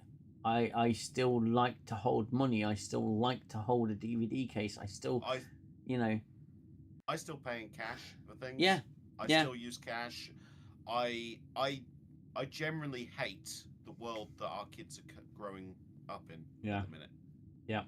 And there's times I'm like, can we just turn the clock back 20 years at least, minimum? Yeah. Oh, is it? Drinker said 1999 was peak gaming, and I think it was. It's peak entertainment, I would say as well. I think we definitely peaked around the early 2000s, at least. And not just in gaming, in movies and television, you know, everything. Even if a show only ran for like one season, it was a hell of a show, and you'd be peed off they cancelled it after one season. Because I think it was Fox went through a phase of that where they'd put on a great show and then cancel it for no freaking reason. Yeah. You know, we definitely hit a peak for this world our kids are coming into now, and I'm just like, I don't like it. Everything seems so detached. Well, it's impersonal and it's lacking passion. It's consumerism, and it's vapid, shallow, and empty. There's no love that goes into games anymore. No, there's not. And there's no love. There's no care. You can tell when there is. You can tell when there is. You can tell when there's. It's soulless. It's just completely soulless. And again, you know, we did a stream a few months back now. Project Hail Mary. Oh yes, because I watched that recently. You watched that recently, and it to me that was one of the most beautiful sci-fi films within the last 10 years. I actually had tears of joy watching that film, especially at the ending, and I was just like, this is possibly the best film to come out in years. Yeah. And the guy who wrote it, they turned him down for Star Trek. Yeah. He wanted to write Star, and they said, no thank you, bye. And I'm like, are you nuts? This guy knows sci-fi. Yeah. He knows how to write, and this film is brilliant. And I said to you, because I messaged you straight away, just say, it's been so long since a film has made me feel so many emotions. Yeah. In a positive way. Yeah. You know, instead of just like anger and swearing, I was just like, this is beautiful. Phenomenal film. Absolutely phenomenal. Beautiful film. And, you know, occasionally we'll get something that will really knock our socks off. Yeah. It's fucking rare. It's so rare. And again, you know, people can say all they like, oh, these guys are just getting old. You're just an old fogey, you're getting phased out. You don't understand what's new and what's, you know, fresh. And it's like, nothing's fresh. Nothing is fresh. Get it into your thick fucking skulls. It's not fresh, it's not new, it's been done before, and it will be done again. I pointed this out to my nephew recently, because he literally looks and dresses exactly how I did at his age. Yeah. I was at his age. Yeah. It's the same dress sense and everything, and I even showed him a picture to prove it. Yeah. And his only response was, I didn't know you had hair. But it was seriously, it was kind of funny, because it was like, everything gets recycled. Yeah. Everything gets recycled. Hell, I remember, so this was actually 20 years ago, but I could buy flares. I had denim flares back in like the early 2000s. Yeah. Flares made a resurgence. Yes, they did. And I bought a pair. I had some Levi flares. And they were freaking awesome, you know? Yeah. But nothing's new. It's all recycled. Whether it's music, television, movies, like, it's very rare now to get something truly original. And the problem we've got, particularly in regards to gaming at the minute, is the amount of remakes we're getting. Yeah. Now, I'll be honest with you now. I hate the Final Fantasy VII remake. Yep, same here. Because if they'd just done a like-for-like remake, literally they just made the original game and just put updated graphics and maybe some modern kind of like modern gaming stuff in it. Yeah. So like some, we'll add in a few features. Yeah. Right. To sort of modernize it a little bit. I would have been happy. I would have bought it. Right. Yeah. I played the first part, so that was the first thing that pissed me off. Was they were releasing it in parts. 3, isn't it? But 3 parts. Yeah, the next part is coming out now, and it's not. Nobody gives a crap about it. No. Right. Whoever is praising the remake, they're in the minority. Yeah. Because the majority of us who played the original when we were like 10 years old, like me, we're pissed off because they've also just changed the whole story. They've added stuff which is rubbish. Yeah. Now the story is it's this multiverse bullshit, rewriting everything. Like Aerith doesn't die now. What? Like no, that's changed now. There's some multiverse shenanigans going on. Zack is back from the dead somehow, and then he gets thrown into a different universe or something. What? It's bloody stupid. I didn't even know it was that. I was just going for the gameplay. Oh no, the gameplay obviously is totally different. Shit. What? But they've actually rewrote the story. Oh, for fuck's sake! What is the point then? Well, this is why I didn't bother going any further than the first part. Yeah. And the first part, bear in mind, the first part didn't even cover disc 1. Are you kidding? The first part only goes up to when you leave Midgar. Oh, and there's a big fight against Sephiroth at the end there that never happened in the original. Yeah, don't. I will play the original FF7 and that's it. Like, I don't care about the spin-offs or the other thing. Oh no, tell lie. The only spin-off I did like was the Advent Children movie, which was a sequel to the original game. Yeah. And then they did another game called Dirge Cerberus, which people crap on because it was a bit of an awkward game, but it at least continued the story forward in some regards. Well, you see, all this.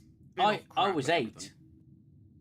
I was Final Fantasy 8, so I missed 7 because fucking hell, when I got Final Fantasy 8, I was 16. I hated 8 when I first played it. I love it now as an adult. Yeah. But I'm telling you now, you have to have some kind of like astrophysics degree to master the junction system. I eventually got the hang of it, but I couldn't remember it now. Mate, I also made the biggest mistake ever. I maxed all my characters. No. And then wondered why the final boss was like impossibly hard. I made that mistake. Yeah. Oh. You grinded. Everything level 99 and freaking. Oh God. I love it now. And now I just make the joke of, do you want to? Every time somebody says Final Fantasy VIII, the first thing you think of. You want to play cards? You want to play cards? But you can break the game playing cards. Yeah.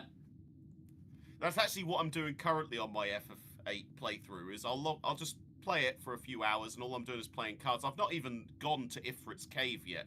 Have you not? Cards. No. I gained enough AP to get card mod and card. Yeah. And now I'm just playing cards. I'm determined to break the game before going to fight Ifrit. No way. So that's all I'm doing. I'm spending hours, just like a couple of hours every so often. Just go play cards, get 99 of nearly every card I can in the area, and then I'm going to use card mod to make items and do shit. Oh man, and that's I always found that the beauty of Final Fantasy.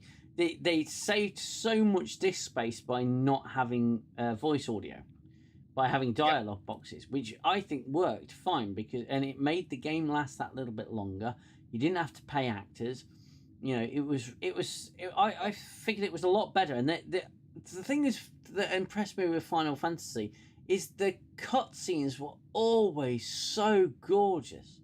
Well, I will defend the voice acting on one thing, and that's because Final Fantasy X was the last good Final Fantasy we got, and that had full voiced characters. Yes, it did. I couldn't get along with 10. I played That's about fine. 8 hours of 10 and gave up. That's but fair. I also have 10 2 as well, but I'd never really played that either. 10-2, I like the fan service, but I don't like the gameplay. No. So I mean, I loved Final Fantasy 9 as well. I really did. I thought that was such a it was such a cute little game. Not 9 I loved because they went it went back to the classic Final Fantasy. Yeah, it was medieval and it was they fairy. had the It was proper Final fairy tale. Yeah. Yep. Four members in a party, which we've not seen since the Nintendo days. Mm-hmm. They actually had job roles for the characters. Yeah. So you had a white mage, a black mage, a warrior, thief. You know, they had their set roles as well, which added to the strategizing of each battle. You know, it was great. It was fantastic, and they did carry that on into 10 as well with the job side of things. It's just, you can break 10 so easily with the sphere grid. But yeah, like 7, 8, 9, and 10 were the last good Final Fantasies we had. That was the golden age of Final Fantasy, as far as I'm concerned. Every other one after that's been shockingly shit. I'll tell you what, 13, I didn't even get very far into it because I was just like, there's more cutscenes than there's fucking gameplay. Yep. What I just got sick of it, and Lightning was such an overrated character. Mm-hmm. So bad, and I just gave up after that. I don't care that you've got Sean Bean in this Final Fantasy game. He's probably going to die anyway. Yeah, it's Sean Bean, of course he is. Yeah, it's what he does. Like, when he's not being Richard Sharp, I've heard. You know, I've heard you need someone to die. Well, I'm here. That's what I'm here for. All I want to hear him say is call someone a bastard. Yeah, bastard. That's all I want to hear him do. Yeah. It's like, what the hell did you get me? I don't want this. It is a gift, you bastard. Two of the best lines. It is a gift, bastard. Oh. we best not say it anymore. YouTube will have a go at us. Oh, yeah, fair enough. So we're just quoting Sean Bean. Sean Bean. Throttle us. Yeah, I know we're talking about death. It's just Sean Bean. Oh, that's fine. That's perfectly fine. Yes. In fact, we'll push your algorithm. Oh, we should do a stream of just like Sean Bean death compilations. Yeah. But no, I no. At the end of the day, I spent 180 hours on Final Fantasy VIII. Yep. I've spent fucking hell. You know what? I could actually tell you, because modern consoles have this wonderful thing that they do of telling you how much time your account's been on a game. I've just sitting there, just got the portal here. Come on, get in there. You know you want to connect. There we go. Right, so just to run through some of the games that I've got on my currently on my PlayStation 4. The biggest one, I'm not gonna lie, is Resident Evil 4 at 421 hours. Yeah. Now that I paid full price for it, and I paid for the DLC, and I paid for all the extra bits, and I bought all the in-game tickets and all the microtransactions, whatever. I spent all my money on it, and it still only came to about £100. Yeah. And I got 421 hours of gameplay out of this. That's not counting the PC version I've got and the PS4. You deserve an award for that. You deserve an award for that. What for? Playing that many, being that engrossed in Resident Evil to commit that hardcore. On one game, yeah. On one game. On one game. They should give you a golden bust of Jill Valentine. Well, talking about bust, a Jill Valentine bust. In comparison, Resident Evil 3, 47 hours. So, you know, let's I wish some of these were on. Have a look at Resident Evil 2 because I platinumed that. I've spent 18 hours on that. Well, that's the PS5 version. I don't count that because I've got the PS4 version. Just Cause 3, 83 hours. You know, it's incredible, isn't it, that we spend this much time on these games. The original Resident Evil 4, 103 hours just on the PS4 version. That's not counting the GameCube version, the PS2 version. All physical, by the way. Yep. The PS4 version of the original Resident Evil, 278 hours I've spent on that. Yep. The original, the Tomb Raider reboot, 104 hours. And these are all separate. So I was just looking at mine, and it's like several hundred hours on. So Oblivion Remastered, I've got 158.2 hours of gameplay on Oblivion Remastered. Shocker. And 260 hours on the original Oblivion. That's bonkers. I've got. You don't want to see my Star Trek Online one. No. 2,112.4 hours. That is insane. Oh. That is insane. Yep. Oh my god, apparently on Modern Warfare, the remastered Call of Duty 4, I played it for 77 hours, and that's online. Yep. And it's so easy to do. Yeah. And that's what they're fucking around with. Yep. Because if I've spent 400 and however long it is, 412 hours on something, I mean, shamefully, it appears I've spent 338 hours playing Fortnite, but that's because I've got kids who play Fortnite and I play Fortnite with them. But still... That's right, I won't judge you. I won't judge you. Well, no, because you wait until Fortnite fever kicks in. Oh, God. It will happen. Just make sure your kids avoid it. Just Fortnite. I am way ahead of you on that. I do not let them on anything. No, that's good. Without me being... and all the games I've got are not online. Yeah. So I'm playing through old games with my son. And that's we're the doing best thing to FF7. do. Yeah. Just because he likes the story. Secret of Mana remake. I've Yeah. been playing that. Now that's a good example of it's a one-to-one remake. It's just Yeah. they've updated the graphics. Yeah. That's it. And he loves that. He loves it so much. I had to buy him a plushie of the dragon from that game. Aww. Yeah, it was 70 quid because it was limited edition and only available from Japan. Oh. But Okay. I'm glad I got it when I did because they're going on eBay for over 100 quid now. Oh, nice. So, but he loved that game so much because he loved the story, and now with FF7, he's invested in the story. Yeah. Yeah, which is lovely. I'm just not going to buy him any figurines because that'll cost me an arm and a bloody leg. Yeah. Fucking hell. Oh. Silent Hill Black Label Edition, £125. Oh, Jesus. That's insane. I'll look at your Metal Gear Solid. I'll tell you now, right? Expect retro games to shoot up in price. Oh, they will. 100% they will. Metal Gear Solid PS1 Black Label. That's holding roughly around RRP for when it came out, so that's not too bad. One thing I will look up: Twin Snakes. So, oh, that's dropped in price. That's unfortunate. Okay, so PS1 games are still going pretty cheap at the minute. Yeah.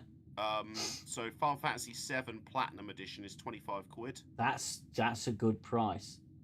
Yeah. It's the only one I'm missing as well. Gran Turismo 1 Black original label. Yeah. Black label 11.95. Yeah. I've still got that, by the way. So Gran do I. Turismo 1. Yep. And Gran Turismo 2. Oh, sorry. I just saw something awesome, and I wish I could buy it. £68.30. A Metal Gear Solid SOCOM pistol with a stand. Metal Gear Solid stand. Oh my god. Oh. Yeah, this is becoming Xell and DM gushing over physical media. Hey, all they need to... Hey, they could sell me a Metal Gear Solid cardboard box that just says Nuclear Warhead Storage Facility on the side, and I'll be happy. Yeah, that is Platinum Edition. Yeah. Final Fantasy 7, $24.95. That's not a bad price. That's a bloody good price. Nemesis. Black Label Final Fantasy 7, 30 quid. Yeah, that's not a bad price at all. That's what I've got. I've got the Black Label one. Yeah. I mean, I've actually been searching more for, so I'm just going to have a look for Dreamcast, because that's what I've been going through at the minute. It's just getting Dreamcast games. Yeah.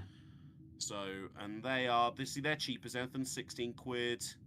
Grand Theft Auto 3 for the Dreamcast, $21.50. I didn't even know they did a Dreamcast. Released a Dreamcast version of Grand Theft Auto 3? Yeah. Sega Dreamcast Grand Theft Auto 3 region free English, $21.50. Oh my Soul Reaver, God. 20 quid. Shimui, which I've got already, $31.90. Yeah, they did a Vice City release as well. Oh, get out of town. Really? Yeah, $26.70. Oh. Jesus, yeah, I'm seeing it now. Yeah. Soul Calibur. Jesus Christ, what the hell's going on? Oh my God. I didn't even know they did those releases for Dreamcast. There's a Tomb Raider The Last Revelation Dreamcast, brand new and still factory sealed for £31. Oh, I'm going to have a field day buying some Dreamcast games. Oh, yeah. I mean, I've got one, and that's Code Veronica. I've got what? Sonic Adventure, Shimui, Soul Reaver, a couple of other games as well that I've sort of picked up. But I've just done that going around like charity shops or thing. I haven't actually bothered looking on eBay because I presumed they'd be expensive. Yeah, I thought they would be, but they're not. To be fair, they were. Worms Armageddon, man. Worms Armageddon. Oh, Sega GT 50 quid sealed, but whatever. Postal, yep. That WWF Attitude. Resident Evils are still expensive because they were rare. Well, yeah. But that's fine. God, the Spider-Man release, the OG Spider-Man game. Fucking hell. Yeah, I'm going to be buying a lot of I think I'll end up buying a lot of these Dreamcast games. Yeah. Evil Dead, man. And that's... Evil Dead, Hail to the King. Yeah, that's the thing with... I mean, I saw this the other day. So this is the Final Fantasy Special Edition PlayStation version. Do you remember it? Right. Yes. It's very the wide vaguely. box, yeah? Yeah. I'll screenshot it. It's 325 quid. And I am so tempted. I don't have any. I will never have that money. I've sent it to you on private.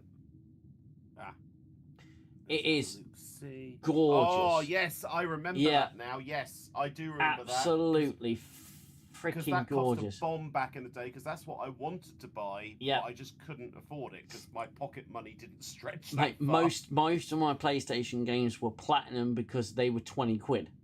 Platinums were always 20 quid because they reached a certain sale point and they've sold a certain amount of copies and they go platinum, hence they'd be cheaper. So all of mine were platinum.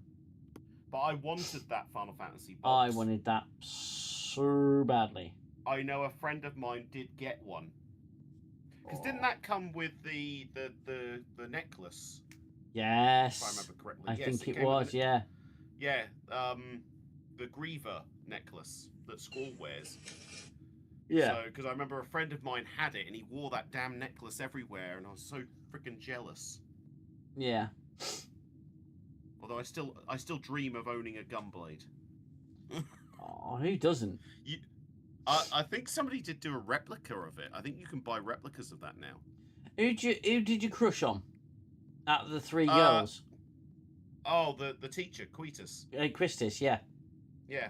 Yeah, Quistis. same here. Come on. Hot for teacher. Yeah. Hell Come on. yes. I completely agree.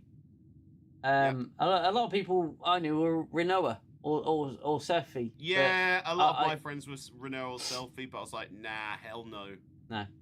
Christis all the way. She's in one of the first scenes of the game, and he's just like, holy fucker-doo. I know, and I'm just like, she can whip me anytime. Like, I don't care. Like, dear God. Tell me I've done wrong. Tell me I've done wrong. Tell me I failed the exam. Yeah. Come on. Do you want to play cards? I've actually got an app version of that on my iPad, by the way. Really? There's actually there's a triple triad app. Oh on no! iOS. I'm gonna lose my time, aren't I?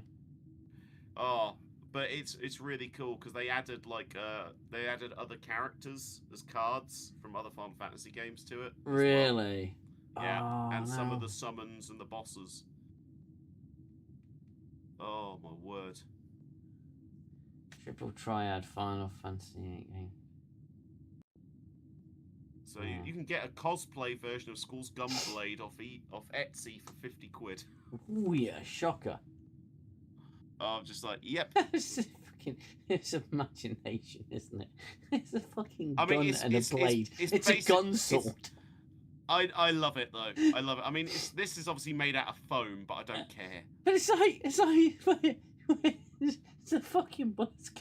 It's what cracks me up because the design of it. The chamber goes straight into the blade. It's like, okay, how's that? How's that supposed to fire? How's that exactly. Fucking work? It splits. I know the logic. Yeah. It's complete logic fail, but it doesn't matter because that's the gaming world, right? That's games. But come on, it looked so cool. It looked incredible, and he even had a charm hanging off the end. Yeah, I remember showing my dad the opening FMV. I deliberately restarted the game because I was so blown away with how good it looked. Yeah. And my dad watched it, and his only response was, "That reminds me of Ridley Scott's The Duelist." Yeah. That fight scene. Yeah. He said because you can tell they're really going for it.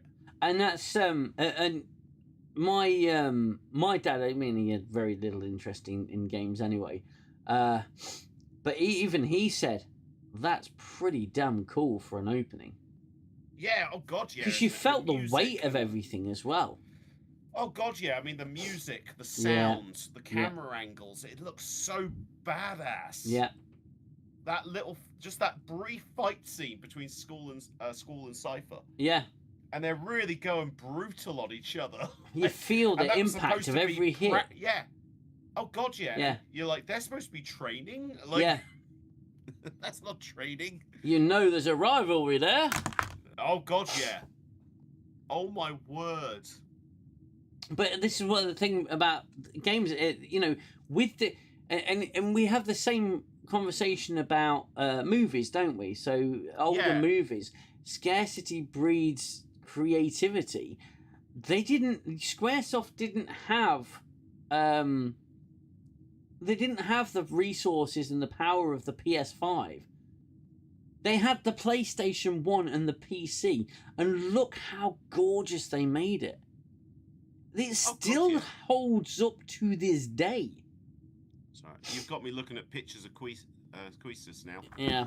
Well, like... I'll be honest with you. I've got Final Fantasy VIII on the PS5. I got the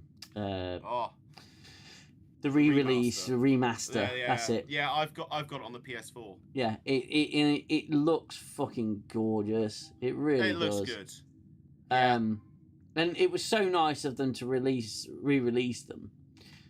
But again, doesn't trump the fact that the case version I've got of the PlayStation 1 is quite simply, it's breathtaking to look at. Absolutely breathtaking to look at. Oh, it's brilliant. Absolutely brilliant. I'm gonna call 10 minutes on this stream because it's getting quite late, and I'll be honest with you, I'm feeling a little bit tired. It's been a long week.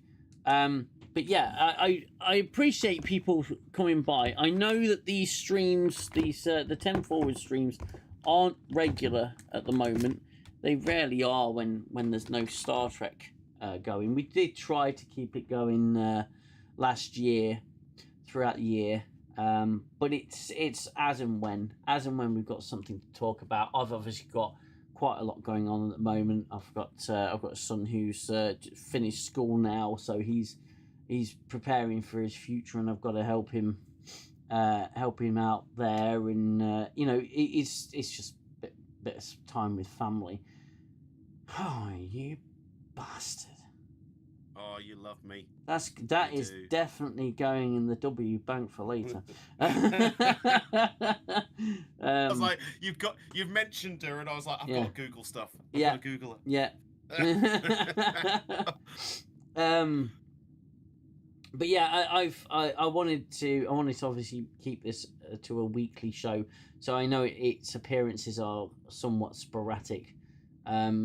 We're going to endure Strange New Worlds because I'm a completionist.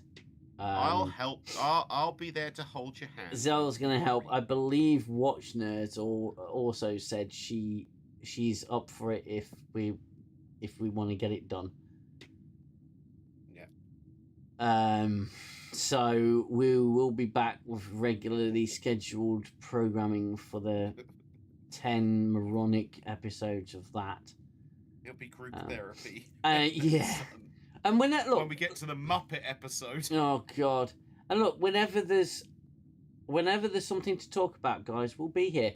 And feel free to join the Discord and suggest topics of conversation. And I'll put a live show on, but it's family comes first, as it goes, and it always will. So if I've got something I want to do with the family, or the kids need my help, or the wife needs my help, the streams take a back seat. They all know that I'm going to be unavailable during the Strange New Worlds run, but priorities, isn't it? I understand where you're coming from. That's why I had to message you to say, do you need me straight away, or kind of thing, because I was sort of dealing with stuff with the kids. Yeah, exactly. We've got lives. This is not a job for me. It's a hobby, and I absolutely love doing it. I love my community. I have neglected you all, so I do apologise for that over the course of the last couple of months. I've been working on other projects. I did a platinum video. If anybody's not watched all that already, I'm remastering it currently. Working on the original in the background, because I believe the sound is one of its biggest failings. So I'm working on that, probably for a re-release. But it was one of the most fun videos I've ever made, and it's the longest video I've ever made. So yeah, hopefully go over to the gaming channel. That's UKDM Gaming, and check that out. It's an Uncharted Platinum or Destination Platinum video. I am going to be regularly doing gaming platinums. I believe as well. Next week I may very well do a game stream at this time, but upstairs, because the missus is out for the night. So I may very well do a full-on game stream, and I'd invite everyone on this channel to go over to the gaming channel and hit the subscribe button. Projects will be coming. We'll get Strange New Worlds underway. I believe it's this month, isn't it? Something like the 20. It's this month on the 24th, 23rd. I don't know. Hold on.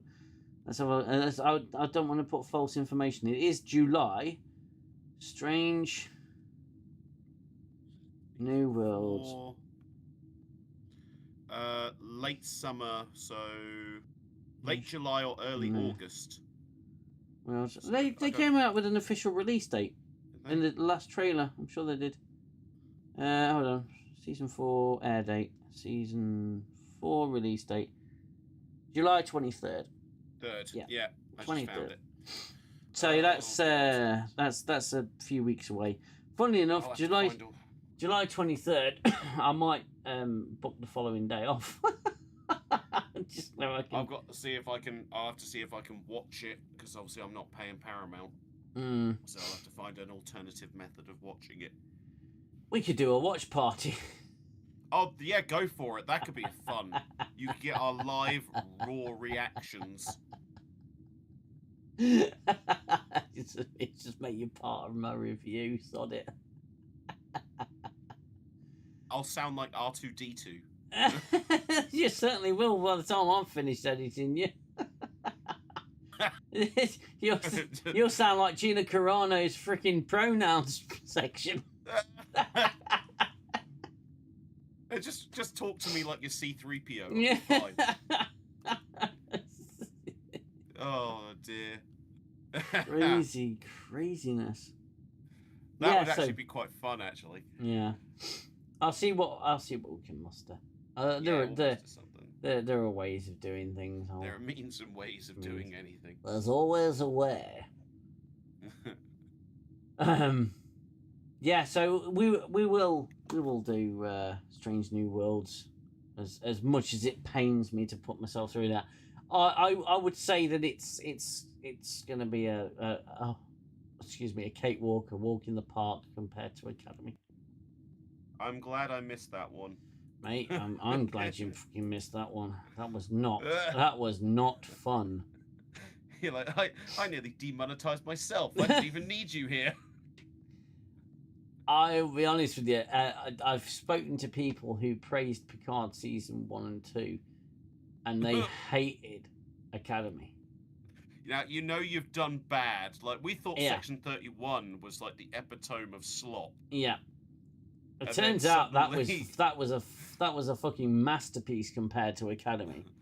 That was foreplay. It was singularly the worst. It was singularly the worst television show I have ever fucking seen. I only watched the first episode.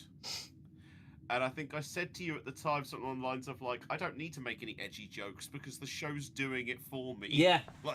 Yeah. There's nothing I could say that would top what was already in the first episode. And that was enough for me. I was done. It's awful. It only got fucking worse.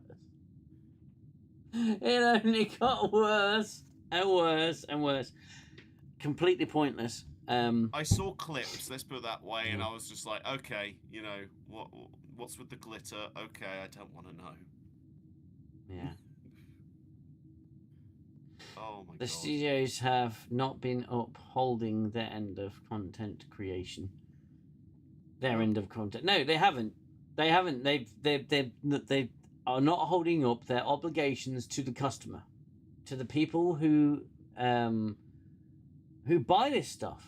And to be fair, you know, the world is full of fanboys who will simply buy something because it's called something. They'll buy... at the end of the day, I'm a massive Resident Evil fan.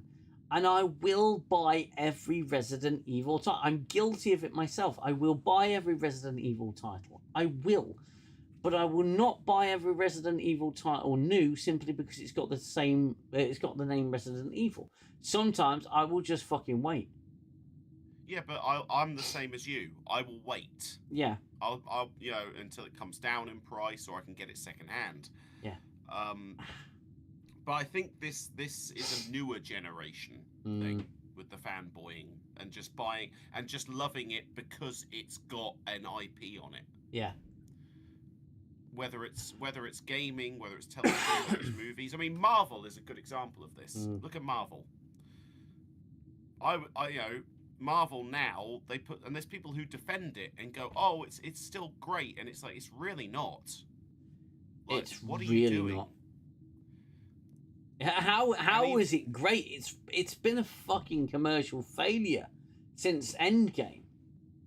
God, yeah, and even Endgame, I'd argue, wasn't that great. No, it wasn't. It really wasn't that great. you know, and I'll be honest, like, I watched Guardians of the Galaxy Volume 3 recently. Because I thought, you know what? I haven't watched that one.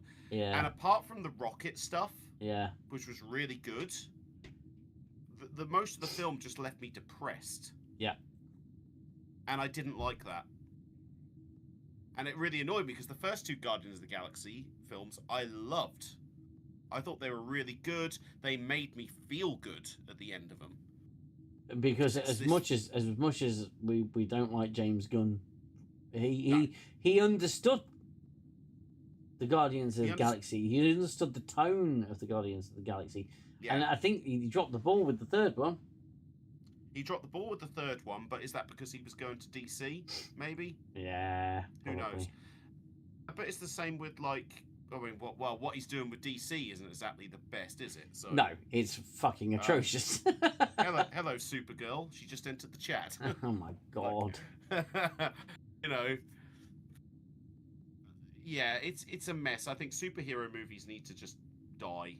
But you know, the people that I've seen that are obsessed with like Marvel films and that, I remember overhearing a conversation. This girl was berating this guy about her knowledge of Marvel and everything like that. So me being a comic book person, I just brought up something about, oh, actually, I prefer this thing, you know, from the comics. Yeah. And she turned around to me and had the gall to say, I've never read a comic.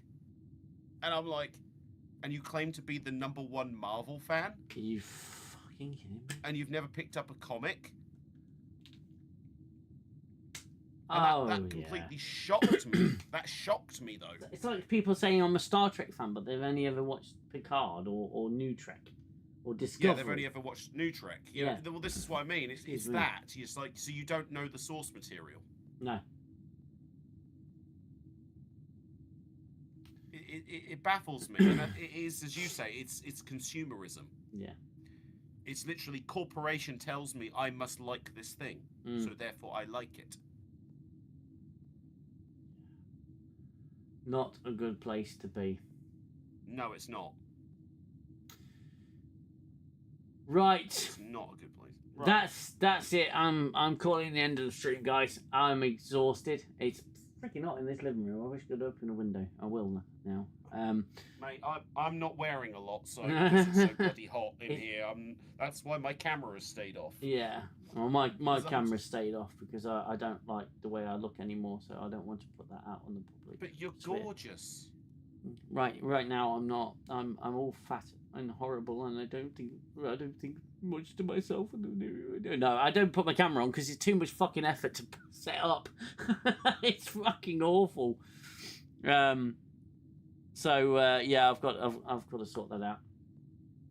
But yes, we will be back with another 10 Forward soon. Might not be next week, but next week I will probably be doing a game stream. As I think it's next week. The wife is out, so I don't know. I'll just sit there playing a game upstairs in my little corner, my DM corner, and yeah, hopefully you'll join me for that. Don't forget to check out the other channels: UKDM Repairs, UKDM Gaming, and obviously this one, UKDM Reviews. If you are new here and you like what you see and you like what I'm doing here, hit the subscribe button because that will help the channel to grow. Don't forget to hit the like button on the stream on your way out. 10 Forward is closing and we're off ski, so take care of yourselves. Until next time, ta-ta for now.